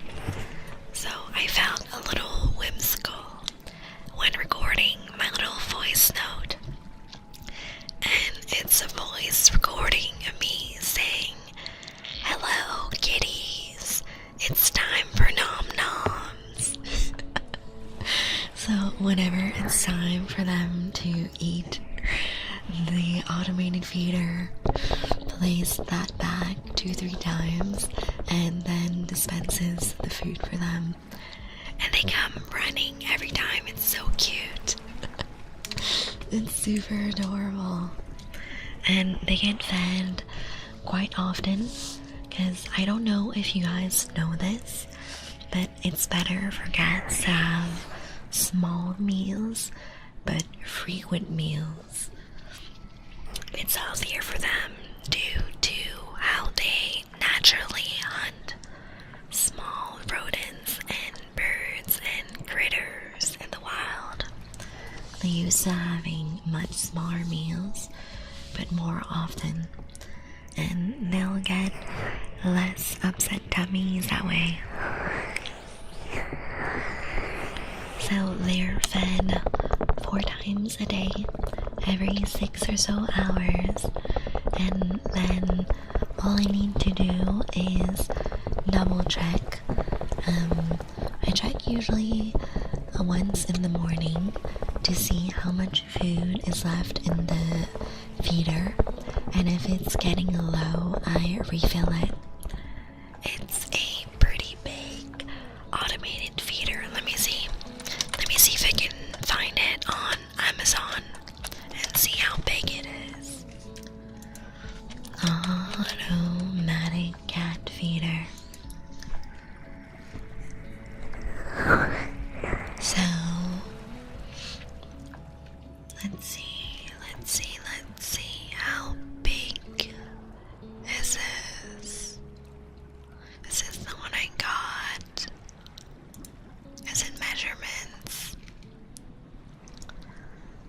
Let's see. Not sure if that's the same one. Because the company I bought the feeder from has multiple sizes. Welcome.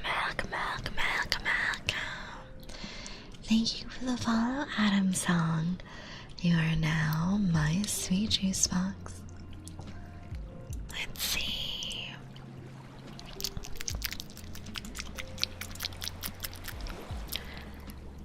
I'm going to guesstimate the size of the cat feeder. I gotta look at the different sizing. I think it's just it might be a 4-liter capacity. I think that's the option I have. Hey, players. Welcome back. Thank you for daily sit. How are you today?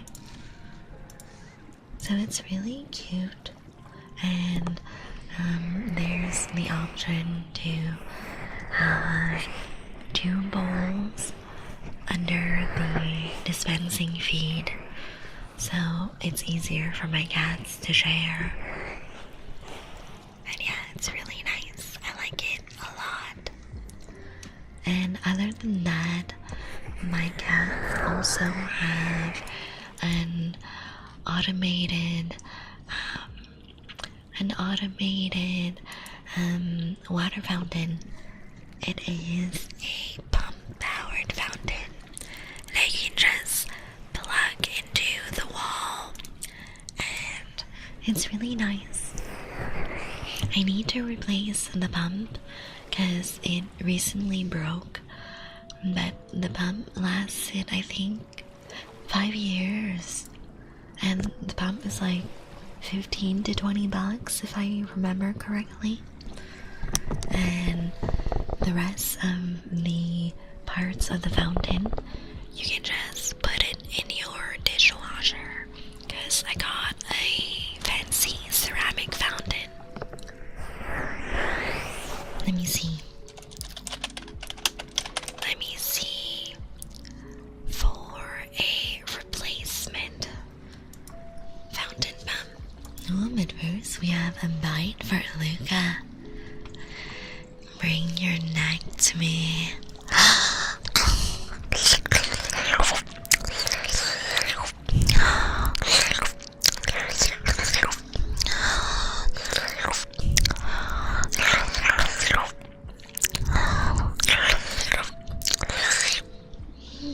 Thank you for blood sacrifice, Luca. That was absolutely delicious. Okay, so first I gotta remember what brand of pet fountain I'm using. Hey Goose, welcome back. Goose evening. How you doing today? Ceramic pet fountain.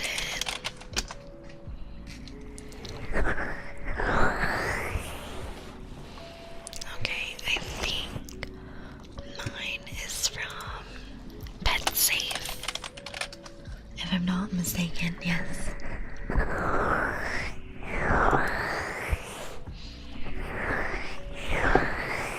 So I got the Pet Safe rectangular ceramic fountain. It's called the Drinkwell Pagoda Fountain. It's a little on the expensive side. It is $90, but it's really nice. It has a soothing waterfall sound effect whenever you turn it on, and it's easy to clean. So I am probably going to get a new pump, because right now I've just been filling up the ceramic bowl, but the fountain isn't flowing right now. Let's see, cats, parts and accessories. Cats are worth it, yeah. Predicted my friends for you page. Oh, that's crazy. To be fair, my friends and I all have the same algorithm on Twitter. It's really funny. Hey, Shadowfed, welcome back. Thank you for your daily sit. I'm doing fantastic, and Goose, thank you. You got a long weekend, let's go. Tomorrow, before going out with friends, I gotta do a little bit of work, because I want to get something out Monday morning, first thing, for my boss to verify. Hey NTR, welcome back, how you doing? So yeah, first thing in the morning, I will check with my boss for a report that I want to organize. The replacement pup is $20. Not bad, not bad. Thank you for the pause for chat, Goose. Told him his For You page knows he's a simp, and 7 minutes later he sends a video about a romance anime. What anime? You gotta tell me. You can't just mention romance and not give me the title, right?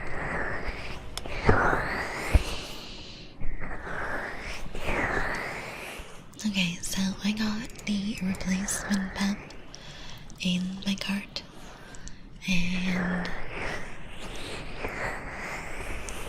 I don't know if I need to go to my local pet store or if I need to order from the vendor.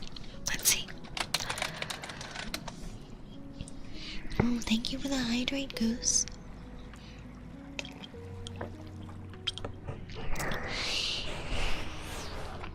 Is it tier list that stops at number 2? Always at. Yeah, you can send in the anime tab in the Discord. I just binged friggin' Flower the other day. I think I started that one. It's on Netflix, right? Let me open my Netflix.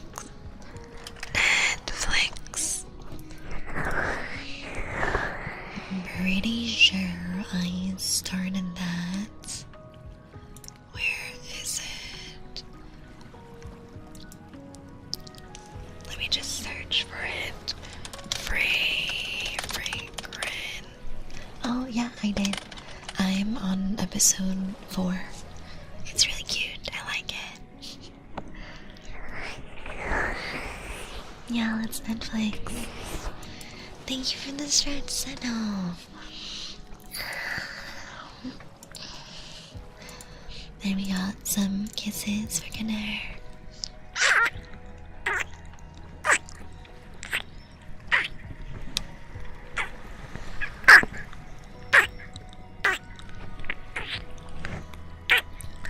There you go. Ooh, a vampire bite for 7 more. You smell lovely.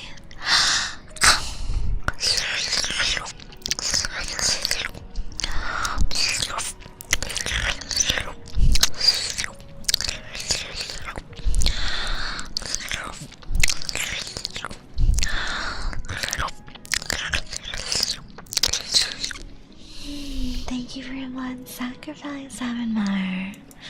You fell asleep for a moment. Oops. I must have taken too much blood. I need more tragedy. I watch your live silent voice. I want to eat your pancreas. Silent voice is one of my favorites. Oh my god. I've watched that one at least 4 times. And every time I freaking cry, it's so sad. I'll have to watch the other 2 because I don't think I've watched them yet. But I really like cute, sad, tragic romance anime, and I like rom-com a lot. Not nearly as much as you thought. Maybe next time. There's always next time for me to take more of your blood. It's so good, yeah. Lasting memories. Oh, Your Name is also a really good one. Real Life I haven't watched. I think Silent Voice is my all-time favorite anime movie. Welcome. Mini Singe, thank you for the follow. You are now my sweet juice box. Wait, I gotta write down all of your recommendations in the anime channel so I don't forget. Wait, let me open up Discord. Where is recommendations from chat? Your lie. I want. Oh shit. It's really hard to see my keyboard with my mic so close to me. I want to eat your pancreas. And then we have, let's see, plastic memories. Plastic memories and life. Okay, I'll check those out whenever I have time. I want to eat your pancreas. Is so good. Had you sobbing the first time? Oh no. Silent Voice is also one of my all-time faves, and music is from Kensuke Uchiha.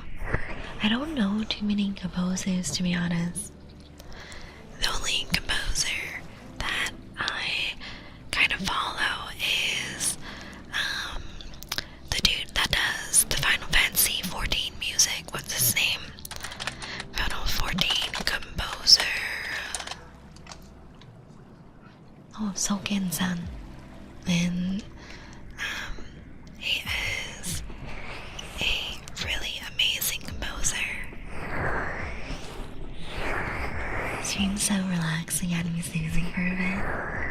That's the point. You guys fall asleep. I take a big bite out of you. Dusk Maiden of Amnesia. Okay, let me add that. Dusk Maiden of Amnesia. You have anti-anime friends? That's crazy. All my friends are nerds and weebs and gamers. I don't think I have any normie friends. All the Final Fantasy music is so iconic, yes. I love it. So good. I should go back to playing Final Fantasy 14, but it's very hard for me to find time right now. Welcome. Thank you for the follow, Bad Berserk. You are now my sweet juice box. Welcome. who the follow said he's number one. Or is it Sadie? Sadie, yeah. I'm bad at reading. You are now my sweet juice box. Yeah, I do get it if someone doesn't like an anime movie because it's too sad. Welcome, welcome, welcome, welcome, welcome. Thank you for the follow, Marine Sporter. Welcome, welcome, welcome, welcome, welcome. Thank you for the follow, London. You guys are now my sweet juice boxes. I have a diverse friend group, anime watchers, drunks, outdoorsy folks, just an odd assortment. Okay, you guys, my friends are nerds, but they're also outdoorsy nerds. We also do a lot of hiking. We do skiing sometimes when we're all down for it. And we like doing a lot of picnics outside in the summer as well. And a lot of my friends met through bouldering. And I tried to boulder and I could not get into it. It is a very challenging sport, and I realized really quickly, if you want to be good at bouldering, you need to accept calluses on your hands. And I've been lifting for 10 years with very respectable weight, if I do say so myself, and I've never had calluses. Like, I'm talking about deadlifting 170 when I was like 105. So yeah, very respectable weights. Never ever had calluses from lifting weights. And I was not about to pick up bouldering and ruin my hands. Hey, Shy Guy. Thank you for your daily sit. Welcome back. So yeah, a lot of my friends go bouldering together. I tried once or twice and then I was like, nah, not worth it. I want pretty princess hands and I want them to be soft. And other than that, I do feel that my friends overall were very nerdy because we like D&D, we like board games, we like anime and cosplay and video games. And yeah, we do like spending time indoors and chilling. She's a heavy lifter, yeah. Although now that I'm in my dark arts of corporate America office job, I'm chilling out. I'm not really doing more than 135 for my lifts, like really just maintenance. And I want to relax and not put in too much effort into increasing my strength or anything.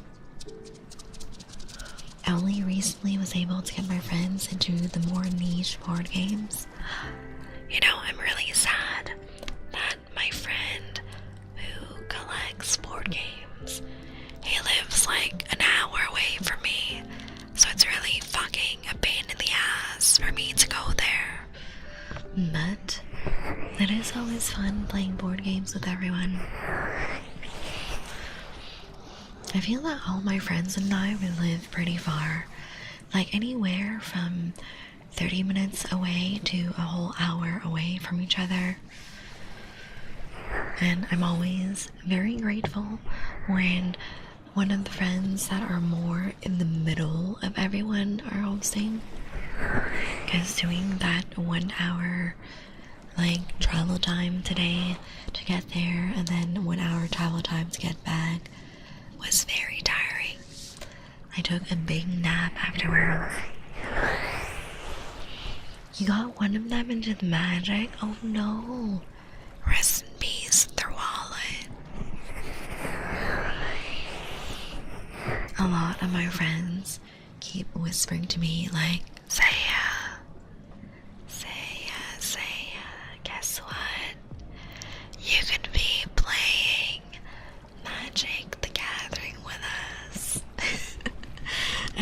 my reaction is this. Where is it? Where's my emote? Where is my emote?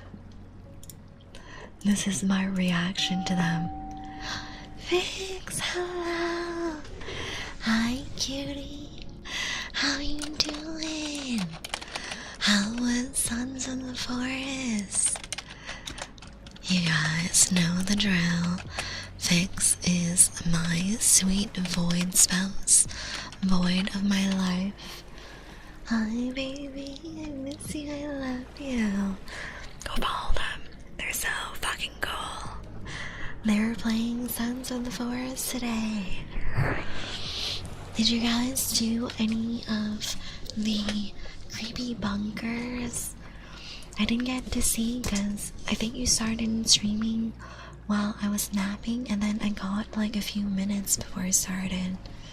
So annoying, oh no. Hi, Neko. Welcome in, welcome in. Hi, Giggles. How are you? Hey, Uni. Let me give you a shout out as well. I'm gonna have to do a self shout out because there's a cooldown right now. You guys go follow Uni. She does a lot of variety gaming.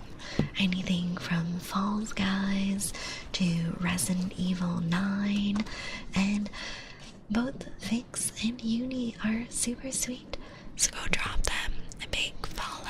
Go follow, go follow. Love the forest. Okay, funny story. My friends and I actually played Sons of the Forest before playing the forest. So I am not too familiar with the story of the forest. And I still need to finish Sons of the Forest. We made it pretty far in the game, but I think we got distracted because at some point we went exploring really far and it took a full hour of rowing to get back to our home base. It was an adventure. We were rowing for 1 hour to get back to our base. What did I miss, Twitchcast? Oh, Fix raided us. My sweet friend Fix. And Uni is here as well, so go follow them. They were just yapping about games and about my friend that has a full collection of board games. In his new house, he literally has an entire room dedicated to only his board games. And I think last week, my other friend was hosting board games at his place, and my friend with the board game collection brought in a huge selection of games for us to test out.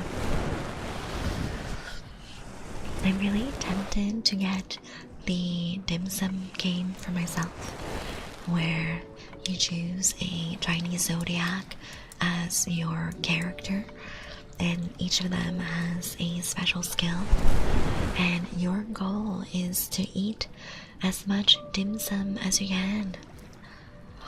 You have to save individually. Oh no, wait, you guys haven't been saving like that? That sucks. I hope you guys haven't lost too much progress.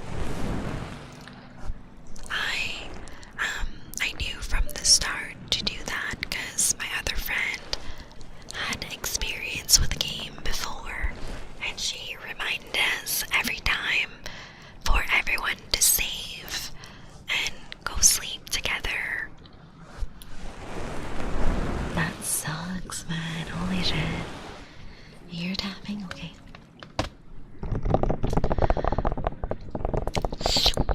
Thank you for your daily sip, Dark Shadow. Always appreciate them. So, for the dim sum game, I want to get the deluxe edition because it is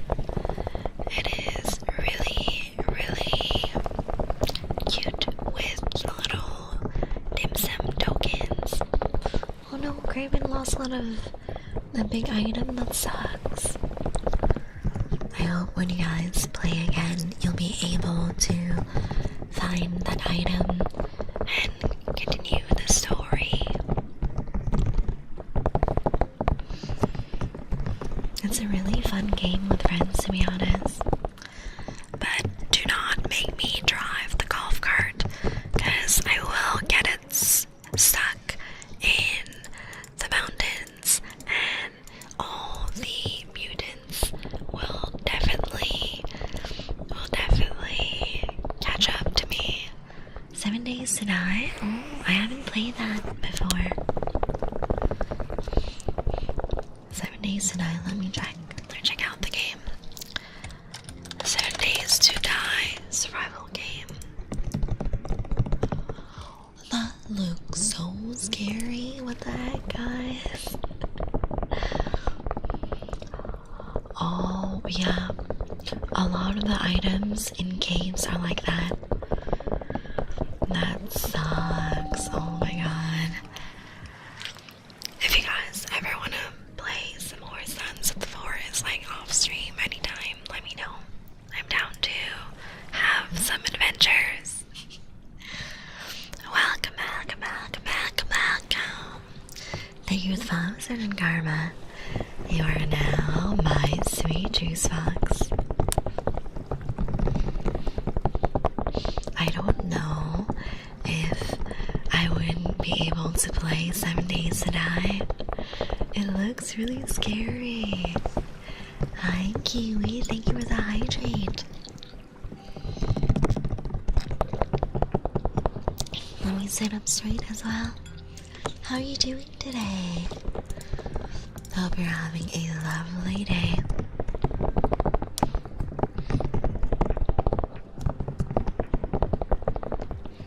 Okay, so 7 Days to Die is first-person shooter, survival horror, tower defense, and role-playing. That seems really interesting, but I don't know how I feel about survival horror. Sometimes it's a little too spooky. You're Evie, oh no. I hope that you can relax with my stream and have a good time. I'm just looking at the Steam page right now, and I'm looking at the trailers. Oh, what the heck? The first trailer is already creepy as heck. Oh, what the figs? What the That's so scary. The graphics are hella scary. What the? Maybe I'll just watch you guys on that one, unless I can stay at the base and like do some cute little gathering and be a housewife. I love horror co-op games. Okay, to be fair, if I'm with friends, it's not too bad, and as long as I have a buddy to keep me safe, I'm not too like worried about it. The building looks sick though. The building looks much more intricate than Sons of the Forest. It's really pretty. I like that.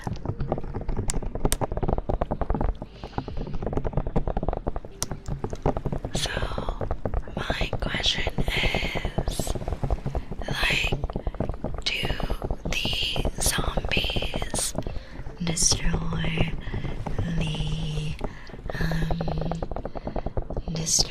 the towers you build? Is it like Sons of the Forest, where they can break down the walls? Welcome. Thank you for the follow, Spectre. You are now my sweet juice fox. I feel like streaming it also gives you a buff against scary. That's not true. It is still super scary, Vix. I would still scream whenever something jumps at me.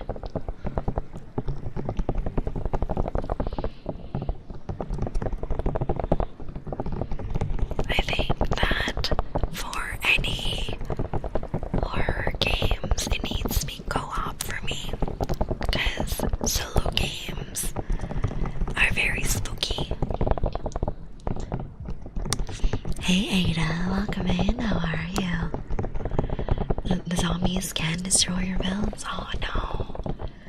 They can tear down doors. So, what if I just have a door and then I dig a giant pit with spikes? Like, at the entrance, will the zombies fall into the pit and leave my house alone? That sounds very good. I would basically create a little pit in front of the door and hope that the zombies are not smart enough to go around it. I'll make the pit really wide so that me and whoever's playing with me can walk around. But then the zombies will hopefully fall in the spike pit, right? It's been a long time since I played it. Last time I played, they didn't have vehicles, but I think they have a bike. Oh, that's surprising that there's no vehicles. Because in Sons of the Forest, you have multiple different ways to get around the island. You have the golf carts, you have the two-wheeled vehicles, like the hoverboards, I guess. I don't know if that's the proper name, but it's like the two-wheeled, like, solo bikes that, like, you hop onto. The golf cart is so funny, yes. Especially because I was playing with 3 other friends, and, like, I would always sit in the seat facing backwards, because I'm a really bad driver in video games. And when my friend would get stuck in the terrain, I'd be screaming at her, "Girl, there's zombies, there's freaking mutants running after us. Freaking drive, woman, drive."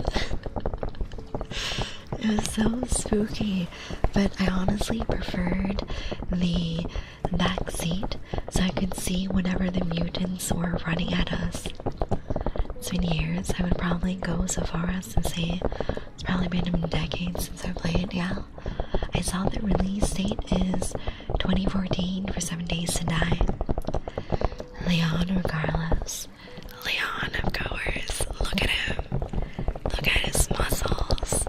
He's so pretty. Welcome in, Rocos. How are you today?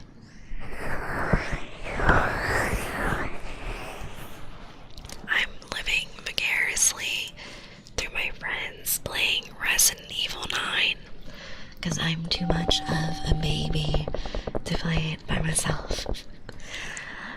Welcome, welcome, welcome, welcome, welcome. Thank you for the follow, Lowly Scout. You are now my sweet juice box. I still need to watch the VOD for the last stream of Resident Evil Requiem that I mostly missed because I was asleep. But I think that it's a really fun game so far. I'm in it for the story. I'm very curious of the background of all the characters and how the story will develop as the game goes on. Let's see.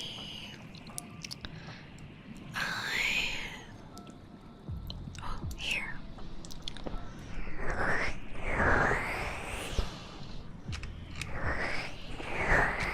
Oh, they do have replacement fountains, pumps. Oh no.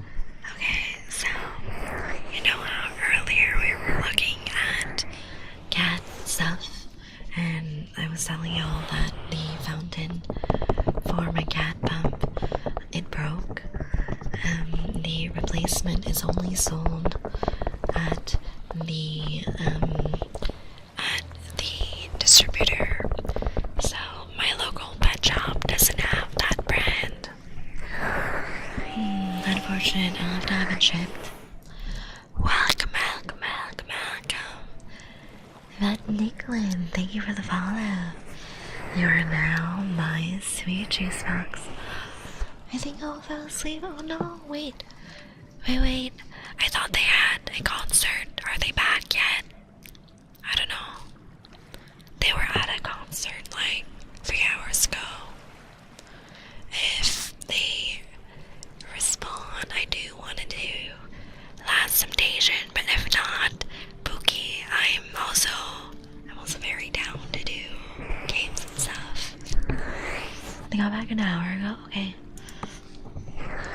Well, if Hope is awake, we can definitely do Temptation Island. Some more TV with the Pookies. Oh my god, you guys. Have you seen the food pictures in the Discord? Abby is back in Japan. I'm so jealous. I would love to do a Japan trip with friends. Because so far, all my Japan trips have been with my parents. And this last Japan trip has been a little bit more of a solo trip to me. Because my parents, they don't have the walking endurance to be walking as much as I can, so they end up doing maybe half a day with me, and then the other half I was exploring Tokyo by myself, which is still fun, but I would love to share it with some friends. Looks good, yes. The omuraisu looks amazing. I really love traveling to Japan because the food is so tasty and delicious. My favorite part is definitely how I can get all the Japanese food.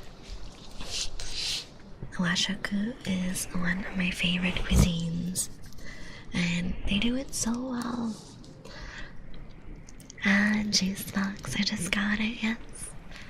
I may or may not be a vampire. wait, I got this for you as well. So I got 2 emotes for you sweet juice boxes. So I have this one, and I also have an animated one. So cute, right? I love them. Really cozy and adorable. And don't worry guys, it's definitely only juice in the boxes. And my wine glass over here is definitely wine and nothing else.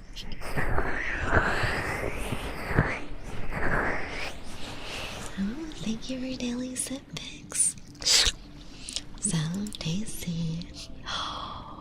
Vix, I drained most of your blood.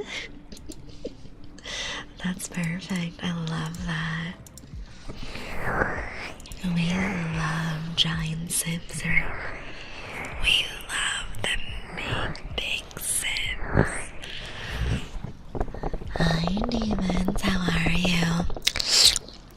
Thank you for your daily sip. Welcome back. Ooh, Zeno. A full bite. Alright, I'm feeling a bit snackish.